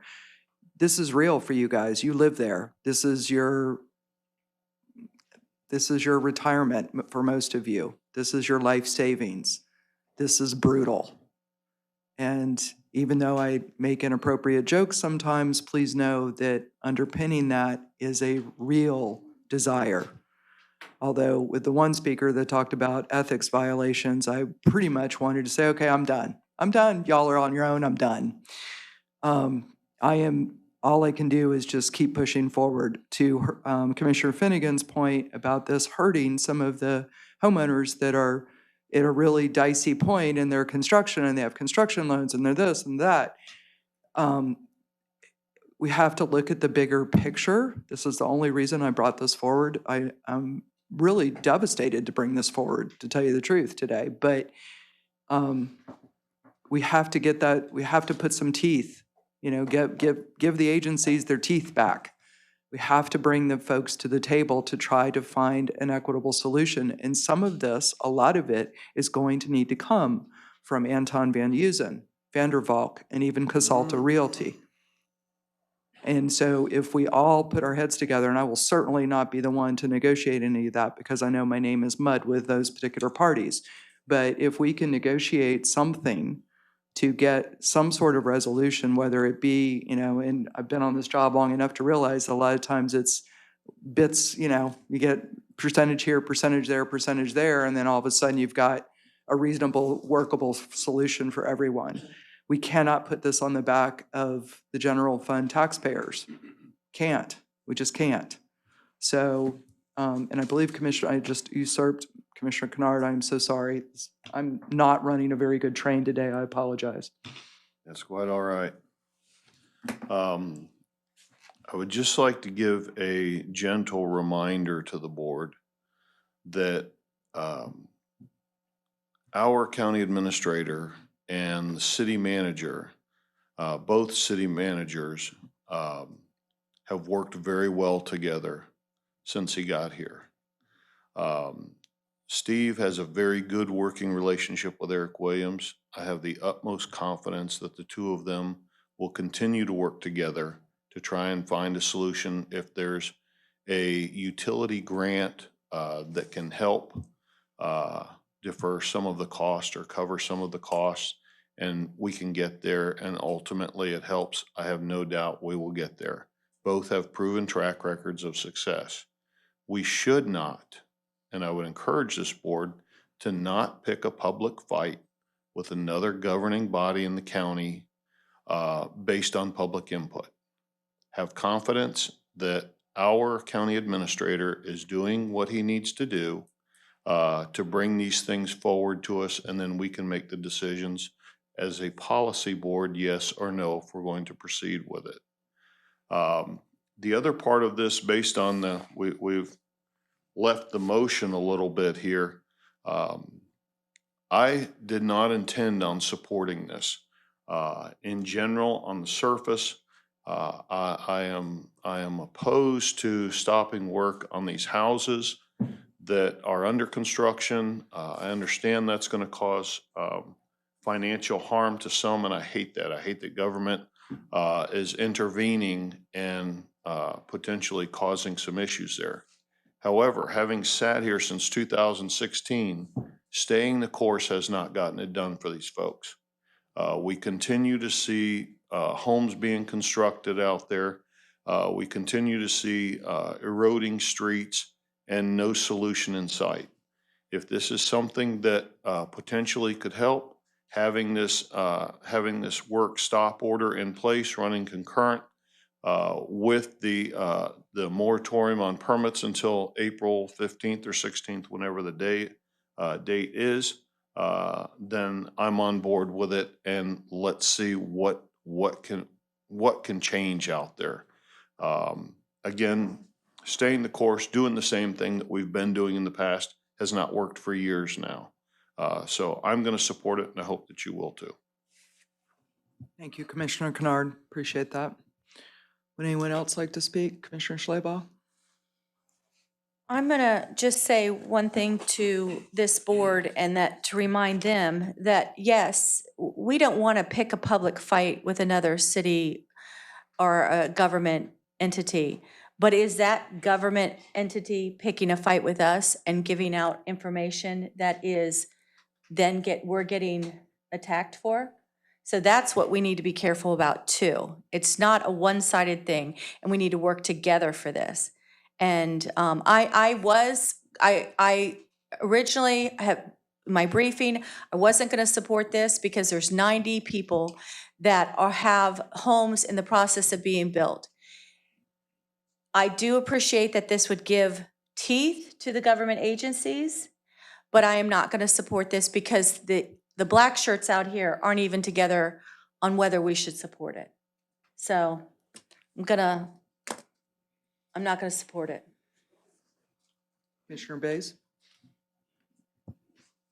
Madam Attorney, have we had any kind of response from the AG? I don't have any response, no, ma'am. I met with the AG's office, the deputy, John Guard, in the AG's office when I was in Tallahassee. We were all up in Tallahassee. It has been referred to the Florida Department of Law Enforcement for investigation. It'll take months, was the answer, but they are investigating. And that's scheme to defraud. Yes. I probably was the one that derailed my own questions, but could we hear, maybe Madam Attorney has some answers to my questions, and Eric, we could still have, I'd like to hear from them, if that's okay, Mr. Howard.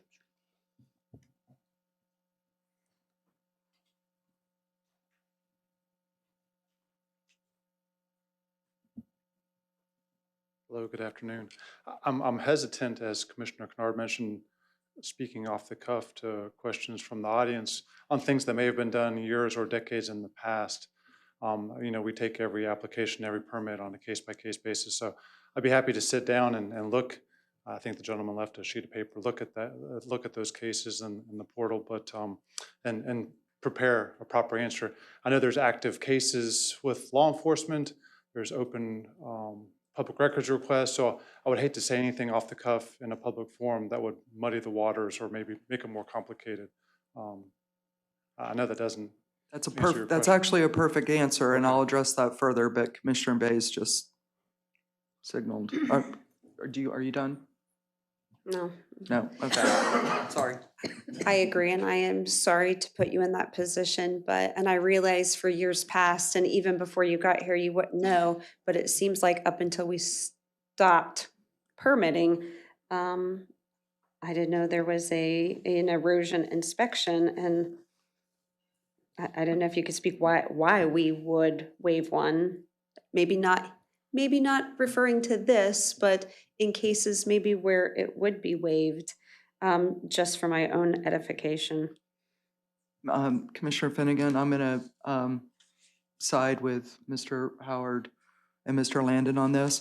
One of the folks that spoke said that they get varying answers from us. And so I actually had a meeting with staff a few weeks ago on this. I said, please, can we do an FAQ sheet so we are all making sure that we are singing from the same songbook? It is not because we're trying to hide anything. It's because people answer off the cuff, and it's because you're talking to different people in different departments. Every single staffer I know is dedicated to this county. They're a good team. They're a really good team, that man included. So let's please not put him on the spot.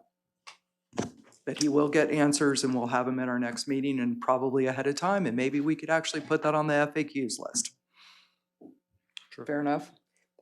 Totally fair. I feel like I'm still not getting any answers, and I'm still waiting for Madam Attorney, but I understand Commissioner Kennard's point. We need to do something different. It's been too long with no answers, but we keep stopping permits, and every single time we keep stopping things, but it's not. I don't know that it's getting better. I know that I think that you've made some tremendous progress bringing this to other agencies. And I guess I need to hear that. I hear, well, it gives them teeth, but everything that I hear is about going after the bad actor, and I'm not seeing that translate to helping these people. And before we take this vote and potentially add some more people that we're hurting, we need to see the benefit of how it's helping the majority of these people. That's a valid point, and that's why I tried to address that, and I'm going to Commissioner Bays next, okay? So, the whole point is to apply pressure to people that need to pony up. That is to apply pressure. And quite frankly, just from a sake of justice, I'm not okay with the gopher tortoise permits being moot and getting off essentially scot-free. I'm not okay with that. I am an environment girl, by the way.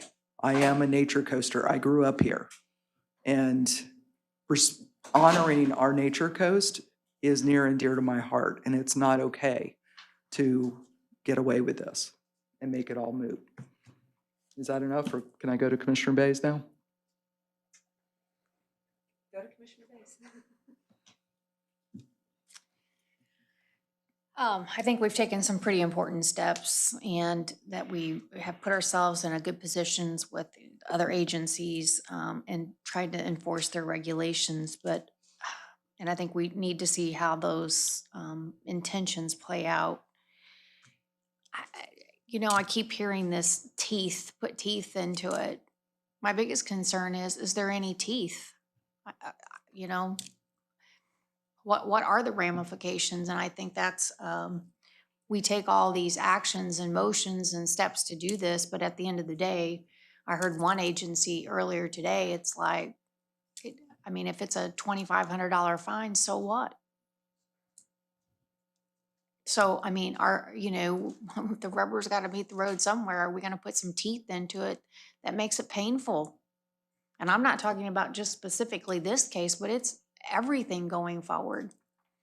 And we've talked about code violations in the past. And, I've talked to some other commissioners around the state, and it's time. If we're going to change the face of this county, it's time that if you break the rule, it's going to hurt. And so then the word gets out on the street, I'm not playing. This county, they're done. If you want to break the rule, you got to go to the north, the south, the east, somewhere else, but you're not going to do it here. And frankly, I've had the same conversation with the sheriff's office, with the jail, all of them. I don't care. Even developers coming in here. You had the benefit of buying cheap land for a long time to make developments. And if we're going to have development, then let's have quality development. If we're going to call ourselves the Nature Coast, let's be the Nature Coast. Mean what you say what you mean. And that's kind of my attitude. I sit around, I hear this over and over and over. I'm ready for some action. And I am going to support this motion today. It's literally about 45 days. But I'm going to specifically ask, because this board is set here, we're here to make policy. We are not the employees. We don't do the day-to-day. We have to rely on our administrator and our attorney to advise us on what's going on. And what I would like in 45 days when we come back here. 75. You said April 15th. Is that, I'm sorry, I'm already in March. Okay. 75 days. Or something, a little over 2 months. When we come back here in April, I would like a full report, something written out that all 5 of us have prior to getting on, Hollywood Showtime up here in the highlights. Something that we can all have a conversation about, that we can be briefed on. We know what we're talking about. If you want to go, I don't know I don't know. There's too much of that stuff going on, and I would like staff to sit down with each one of these agencies and get a report from them. We need something that gives us a full picture. Because I feel like we're just throwing mud against a wall and some of it sticks and some of it doesn't. It's like shooting arrows. And don't ever mess with me because I'm a pretty good bow shot. Thank you, Commissioner Bays, and that is one of my biggest priorities, is to be such a painful place for bad people to do business that they go somewhere else. So, and it is a little bit death by 1,000 paper cuts. Oh, one other point, you said 2,500. I believe if it's common scheme of development with gopher tortoises, it becomes $5,000 per tortoise. And again, a little bit spitball math here, there may have been as many as 100 tortoises disturbed in the entire IV4. That's $500,000. That's why scheme of common development is so important, but that, and I'm not 100% sure that but I believe that all the houses that have gone to CO have been taken off of that is the problem. But I'm not an attorney, and Madam Attorney is shaking her head at me.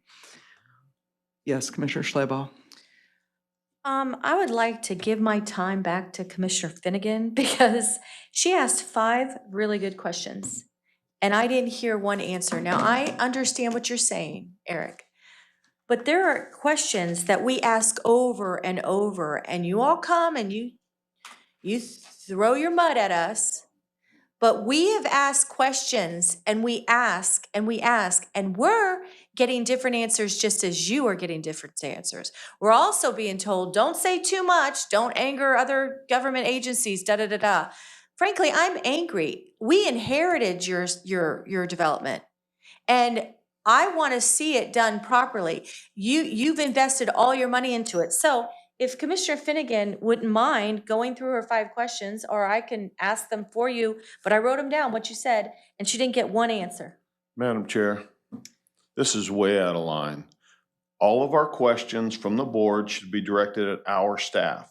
Our staff, again, consists of Steve Howard and Denise Lynn. If it's Steve Howard's desire to have one of his staff members stand up here and answer questions, that's fine. But if it's Steve Howard's desire to have his staff member come back with answers at a later date, then that's his desire. That's his staff member, not ours. Madam Chairman? Yes. Commissioner Finnegan asked Mr. Howard and they weren't answered. I just said, I understand Eric's position. I don't think he should be up here, but the questions have not been answered.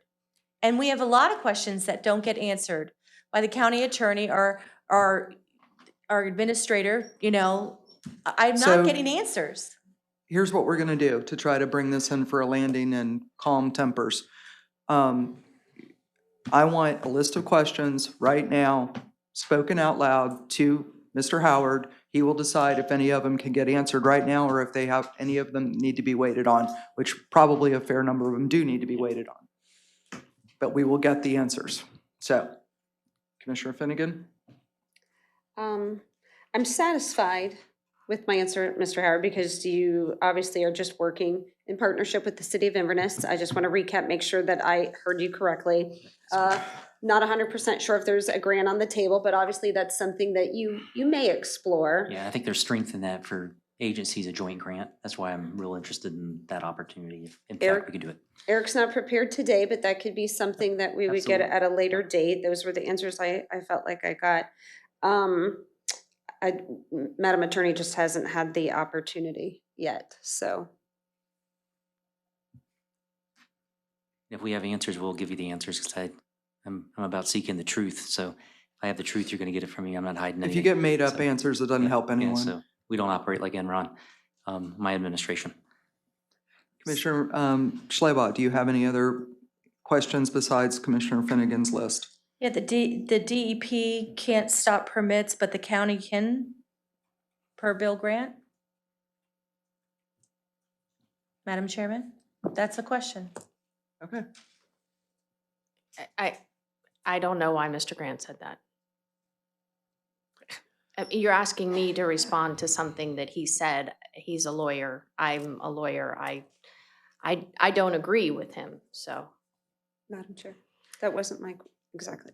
May I re-ask, Madam Chair, my question? But if I can tell you, DEP, FWC, SwiftMud, Inverness, the county, we all have powers to do the things that we need to do.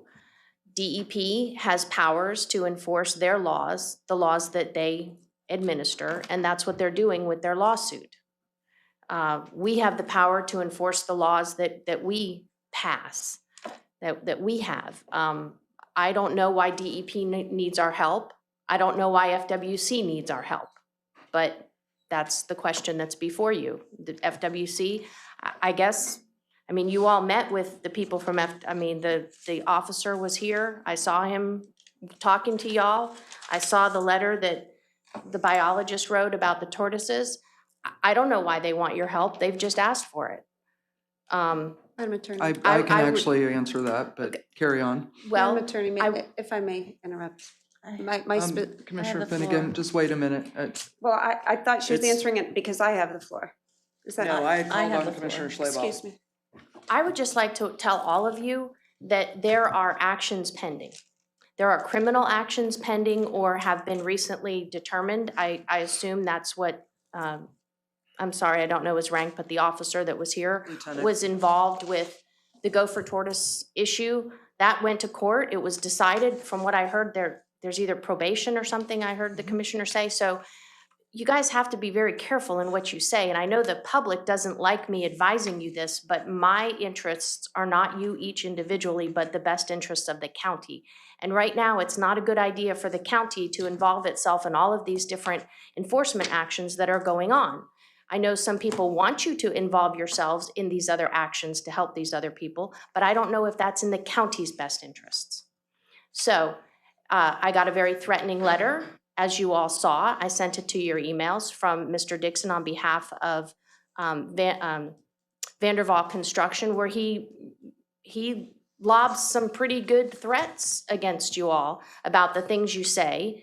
And I would just ask you to be careful. It's not a good idea to sit up here and say what enforcement mechanisms other agencies have or don't have, and whether their causes of action are valid or not valid, or that they're gonna disappear if we don't do something. You guys just have to be careful with what you say. So, the public might not like me advising my client of what's in my client's best interest, but that's what I'm gonna always do. There are days when I really love this job. Commissioner Schleybaugh, you have the floor, so you wrap Yes. up and I'm going back to I Commissioner just think Finnegan. that I would like to get these answers answered by the county attorney and the county administrator, and that they would go into the public records so that everybody would be on the same page, and that we could figure a plan forward. And I also think, that we need to, including the city of Inverness, stop finger pointing. Everybody, all the different agencies finger pointing, and we finger pointed at you, which isn't necessarily fair either. Let's stop the finger pointing. Let's figure this out. It just keeps coming up, and we're doing nothing. So frankly, my patience is thin. Madam Chair, call the vote. Did you have anything else? Yes. Wrap it up, please. Mike. Sorry about that.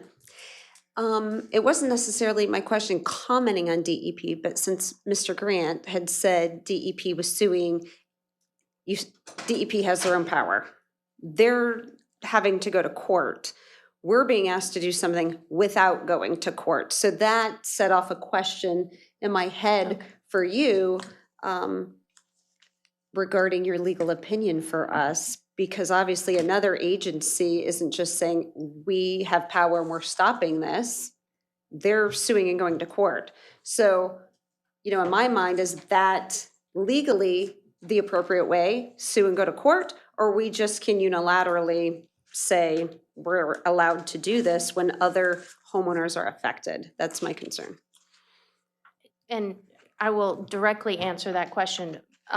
But with regard to the DEP lawsuit, I have been in conversation, I've been in conversations with the lawyers for DEP, the lawyers for SwiftMud, not FWC, I don't think I've had a conversation, but the lawyer from DEP did not ask me to join in their lawsuit or to help them in any way. And I did have a conversation with him, so I just want to make that clear. The DEP's lawyer didn't ask us to help.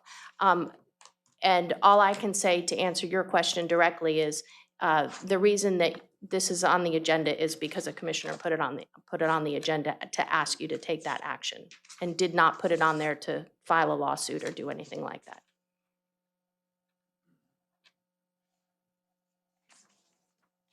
You said, why can DEP file a No. lawsuit? So they're doing it that way. So I'm asking you legally for the county, the best legal way under our authority. I'm asking about our authority. We have heard from someone else that we would have this authority. I just watched listened to another state agency with their authority doing it differently. So I have a question more about our authority and power to do something. That's more so what I'm asking. I don't agree with Mr. Grant. Madam Chair? I'm going to call the vote unless you have something else. Go so. Yeah, do you disagree that we have any policing authority here? Because I think we do.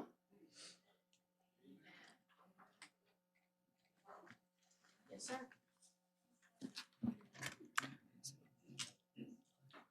Call the vote. Anyone want to protest that? No? All those in favor? Aye. Opposed? Nay. Motion carries 4-1. That wasn't painful at all. The motion an hour and 10 minutes ago, it was to do a stop work order for Inverness Village IV, effective immediately through April 15th, 2024. Prior to that, it will likely appear on our agenda again, along with the stop permit. Looking at that again, whatever meeting we have right before April 15th. Thank you. Chair, Yes. would you like to read it? Me to read it exactly how we? Yes. Motion to establish a stop work order for issued permits in Inverness Village IV, effective immediately until April 15th, 2024. Does that sound good? Yes. And we are actually almost done with the agenda, other than now that we're done with that. So we don't have any ayes. Committee reports, Commissioner Kennard. Yes, actually, we had our, Commissioner Slaybaugh and I had our MPO meeting last week, and she received many very nice comments about her term as a chair. And we had Secretary Gwynn there from District 7 DOT. Hang on just a sec, Commissioner All right. Kennard. Everyone, please, hello? Everybody, please do not talk until you get outside chambers. It's just a funnels up here, out of respect for the speaking commissioner. Thank you, Commissioner Kennard.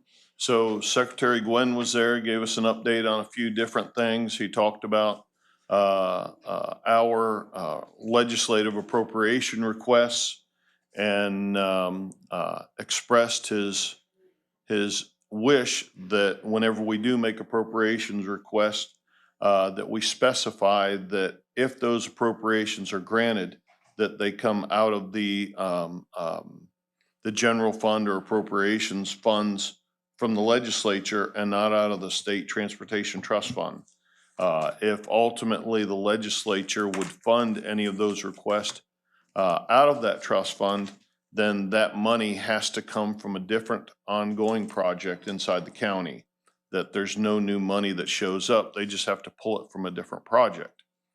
The kicker to that is that if the legislature approves it to come out of the trust fund, and then ultimately should the governor veto it, we don't get that money back into the trust fund. So he understood the appropriations request and wasn't against any of them, but he just asked that we would specify that it come from the legislature, from the legislature's general funds. The other bit of good news that, or I should say, the bit of good news that he did give us is that he expects US Highway 19 to be fully open, all lanes opened in April of this year. He said that, ultimately, he said there will be undoubtedly some small cleanup portions to it, things that the contractor will continue to work on, but he expects all lanes to be open in April. So that was great news from Secretary Gwynn. That is fantastic. Mr. Howard? We do have F and G to do as well. We missed those. Where did I miss those? Oh, they're before H. I am not doing a very good job as chair today. My apologies. Not my finest day. No problem. Jeff's laughing because he's done this job before. He knows it can go sideways. Yes, they do. I got so excited, I thought we were done. We're close. Okay, F for you? Just real quickly, just an update. We're going to bring something forward to the board at the next board meeting, but we're currently doing a task order, bid document being assembled, task orders to be issued for roads to be resurfaced. This is the FY24 road resurfacing program. Also, we're preparing an RFQ for pavement management engineering services. We're going to talk about that at the next board meeting. Betts Farm update, the buyer's requesting a 60-day extension to 4/29/24 to finalize the feasibility study. This will be presented at the next board meeting, so no action today. So those are the latest updates, Commissioner's report. Okay. And you have G1? G1 is requesting a vote to cancel the August 13th and August 27th, 2024 BOCC meeting and schedule one meeting in August on Tuesday, August 6th, 2024. Motion approved. Second. Okay, we have a motion by Commissioner Kennard and a second by Commissioner Finnegan. I know I checked this before, I'm just double checking again. Is there any public comment? Hello, Janet. Pull the mic down, would you? Thanks. I know that August is going to be a very, very busy month because we have the primary elections. But I also know right after August comes the budget in September.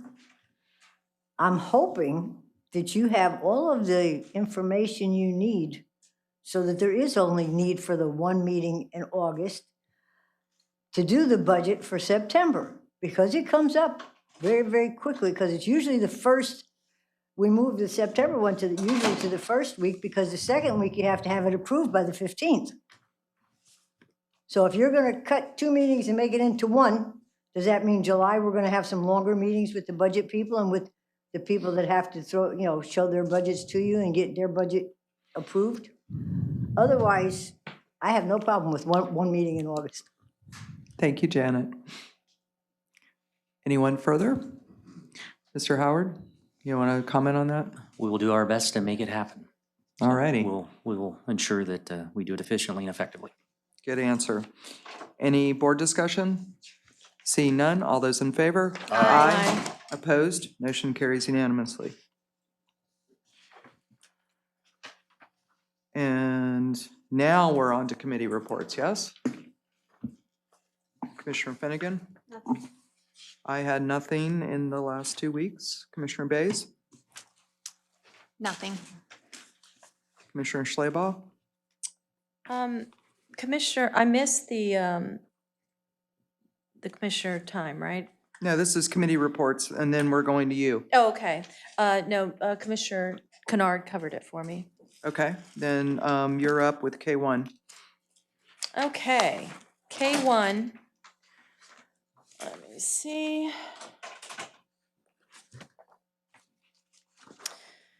Okay, this is for a safe haven baby box project that was brought to me by a constituent, and the poor thing has had to sit there this whole time to listen to this. But it's a safety measure for abandoned babies, or I'm still on Inverness Village IV, so excuse me.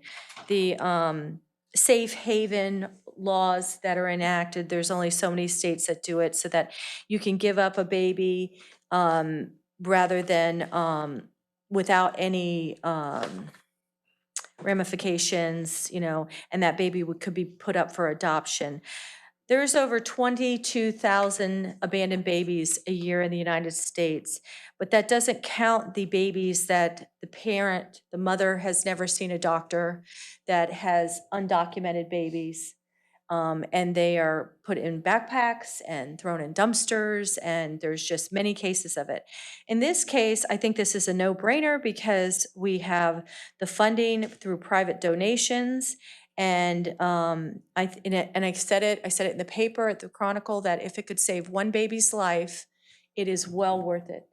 So the chief is here. He's done a lot of, I do have a lot of documentation. I don't know that it's necessary, but I would like support in this. And like I said, in public comment, we have the, Was there a motion in there? oh, yeah, I would like to make a motion to approve K1. Second. A motion by Commissioner Schleybaugh, second by Commissioner Bays. Is there any public comment? Any board, oh.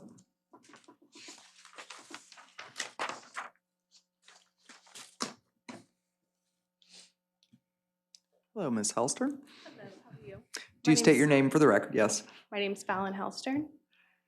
So basically, I'm coming today because I brought the idea to Ms. Schleybaugh. And basically, it's a baby safe haven box. We have safe haven laws already that are set in place that allows a mother to abandon a baby without being prosecuted to a church or a hospital or a fire station. But there is nowhere to actually drop off a baby except for on a doorstep, in the elements that can be missed. Also, handing it over physically to a person. So this box allows you to put the baby in anonymously, so you don't actually have to face somebody to give up your child, which I can imagine would be the hardest decision of your life. I had a son, a year and a half ago, and this has definitely sparked my interest as far as saving children. I definitely I'm not a public speaker, so sorry about that, but these boxes are checked weekly. The alarm systems on there are safe. There has never been a baby that has ever died within these boxes. And in Indiana, where this first started, there has not been any babies that have been abandoned or found dead since 2016 when they enacted these boxes. I'm not sure if I'm supposed to allow you to ask me questions or if I'm just supposed to explain It's what just this 3 minutes is. at the mic. However, just for the public record, you're doing great. You said these boxes are checked weekly. Can you please, for the Yes. record, state that the alarms go off and we know Sure. immediately if a baby's been placed in there, they are tested for the alarm systems Yes. weekly, correct? Correct. Yes. So they have an alarm system on them. The baby is placed from the outside of the building into this box. The box is locked behind the baby. It sends off an alarm that's very, very loud that alerts them that a baby is in the box. Marion County actually has one of these, and Alachua County is getting one currently. So I didn't think bringing this to Citrus County was a bad idea, and I didn't think it would be this difficult, to be honest with you, because I have secured all the funding for it. It will not cost taxpayers any money whatsoever. It's all by donation. So it allows the mom to actually, even if she thought, oh, maybe I need to drop off this baby, but then couldn't come to terms with bringing it and handing it over to somebody, this allows them to do it anonymously. If we save one baby, truly it's saving a whole future of people, because there's so many children who are abandoned and killed every single day. I mean, with the little girl in Texas who didn't know what to do with her baby, was born and she killed it immediately after with a shovel. This could have been prevented. Thank you, Ms. Halstern, and seriously, thank you very much for arranging for the funding through the donations. Thank you. Board, you? I just want to say there's not only just the alarm, there's cameras, closed circuit TV, there's redundancy, there's text messages sent to Climate several control. people, climate control. So this is literally a safe box. So. Is there any further board discussion? Yeah, this may be the unpopular, but Yeah, I looked over this and I think putting a baby in a box is completely unethical.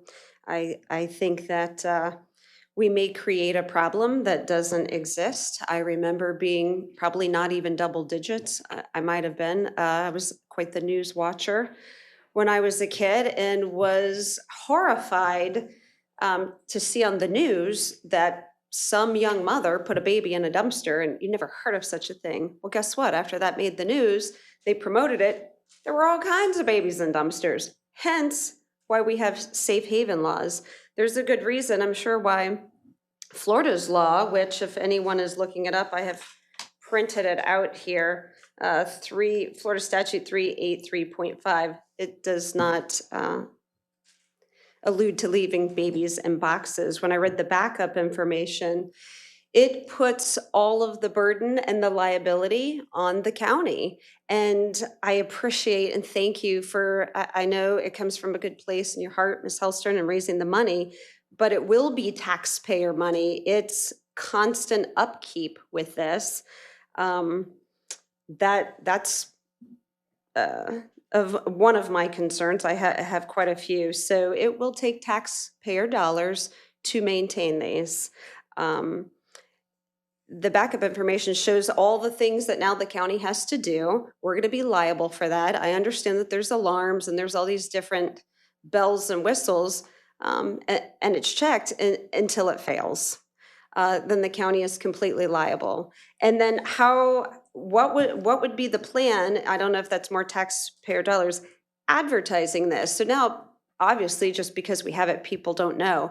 So are we really advertising and advocating to put a baby in a box? It seems like if we're going to help mothers in trouble, and if we were educating, it would be about our safe haven law already. A baby is always much safer in the hands of a human being.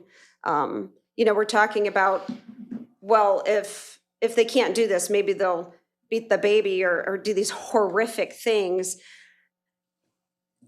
You're talking about the mindset of someone that actually cares about a child or doesn't care about a child. And if a mother needs to get rid of that baby, which she could at the hospital, and maybe they don't know that, and her name never goes on the birth certificate right after birth, or if she chooses to drop the baby at the fire station, she obviously cares about the baby. She wants to make sure that the baby is going to be cared for. If there's no one there, the mother still cares. If a mother wants to kill or beat that baby, she's not even going to take the risk of going to a fire station and possibility being seen. And to me, it's a little disgusting. I felt like it was like dropping off like a urine sample, and I can't even imagine doing that with the baby. So the taxpayer dollars, how are we advertising this to the public? It's a very small box, I assume meant for newborns. What else goes in the box? Toddlers, animals. I'm not really sure. I think that we're going to have a huge problem. Just because a box is purchased, what about all the architecture and the engineering? We can't just cut holes in the side of buildings. We're liable for that too. So we're going to need some engineering on that for the structural integrity of the buildings. But probably the biggest concern that everyone up here should have is the county liability. Madam Attorney, I don't know how much you've looked into this, but when I read everything, the builder of the baby box is liable for nothing, and the county is liable for everything. At the end of the day, it sounds like this is a really bad episode of Shark Tank, that somebody has this creation, hey, let's put babies in boxes, and hopefully everyone will buy into it. And I just don't see that that is the safest thing for our babies. And I think that when we take this on, we will be creating a problem that I don't think exists. Board, would anybody else like to speak?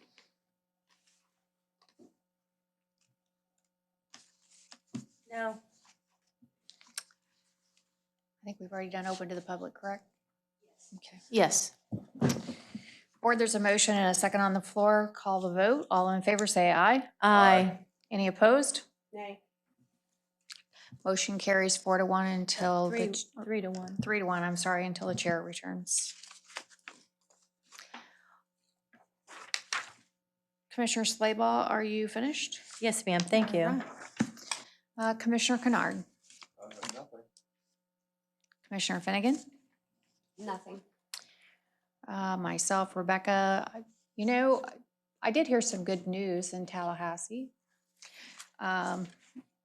Comes on the heels of some very devastating news. I think we all probably saw in the last couple of days the fatality at the bridge on 200, but Justin Hall spoke to our delegation and advised us that the 200 bridge is going to be rebuilt. So that's very good news. That's great news.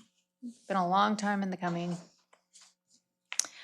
So I killed enough time. The chair's back. Excuse me. You wrapped that up quickly. I thought it was going to go on a while. I never left. All right, we're on to you. Do you have any reports, Madam Chair? She has a vote. Oh. Well, I'm asking, should I? Okay. There's so much help up here. May I turn the gavel back to you? No, it's all yours. Madam Attorney. I have nothing, thank you. All right, last open to the public. Yes, she You got to did. vote on K1. Yeah, she did not do She that. said aye. I said aye. Oh, I didn't hear that. I did not Turn your either. ears on. Battery. I didn't either, so. I said aye. You, Madam Clerk, you heard me, yes? Okay. 3 minutes, please. Janet Barrick, Citrus Springs. I brought it up last month, I brought it up before that about Core Civic. It's nice to hear a commissioner say, if you break the rule, you need to go.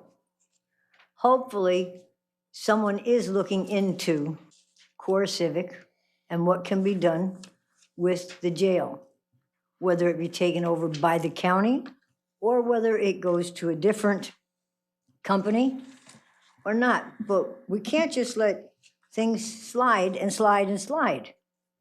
Another thing that I heard about gopher tortoises, when I was president for Civic Association in Citrus Springs, we had a lot of building going on. And we had a property owner call to say there was a gopher tortoise on the property across the street and that a builder was out there gonna start taking down trees. I called the building department. The building department said, call FWC. FWC, within 15, 20 minutes, had somebody out there, and they stopped the building until the gopher tortoise was moved at a cost of $3,500 to the builder, because they are not cheap to move.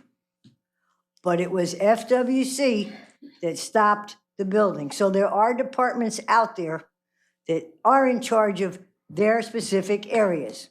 And I wanted the attorney to understand, she was correct. We need to let the departments that have the authority do their thing, because that's what they're there for. I agree, you do need to do a stop order, and you agreed and you decided to do the stop order. It's not gonna be long enough. Things in government, as you're finding out, move at a snail's pace. People take time to get all the information, okay? This project in Inverness IV has been going on for a long time.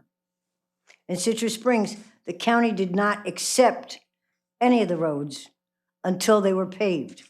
Maybe the paving that they used was the paving that was supposed to be done back then, but they were paved. And now they are county roads. Inverness IV is the same thing. It's an unincorporated area. The county is not responsible, which means I, as a taxpayer in the county, am not responsible to get those roads paved. And I hate to say it to those people that live in Inverness IV, because I sit with them at all these meetings, and I listen to them, and I feel very, very sad for them, because I know I could not live through what they have to live through. But the thing is, I know other people that live in unincorporated areas in Citrus County, and they maintain their own roads. Thank you. Thank you, Janet. Would anyone else like to speak at open to the public? Seeing none. Upcoming meetings, we have a regular meeting here at 1 o'clock on the following dates: February 20th, March 12th, and March 26th. We have no upcoming workshops or special meetings, and we are recessed until 5:01. Call this meeting back into session. We have our 5:01.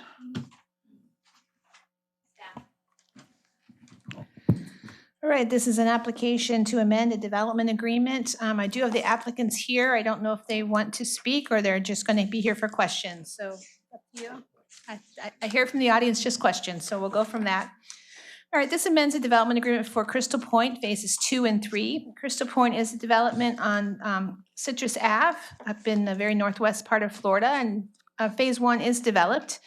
And Phase 2 and 3, you can see outlined in this yellow, are not. It is entirely vacant and extends all the way down to Dunklin.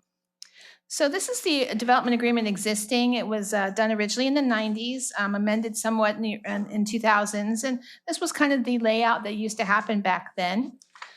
This is more of a upscale kind of modern layout. It is exactly the same number of lots, but in order to cluster like this, it actually gives more green space.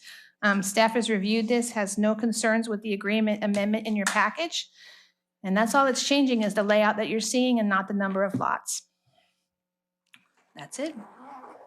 Okay, so open the public hearing. Would anybody like to speak on this matter?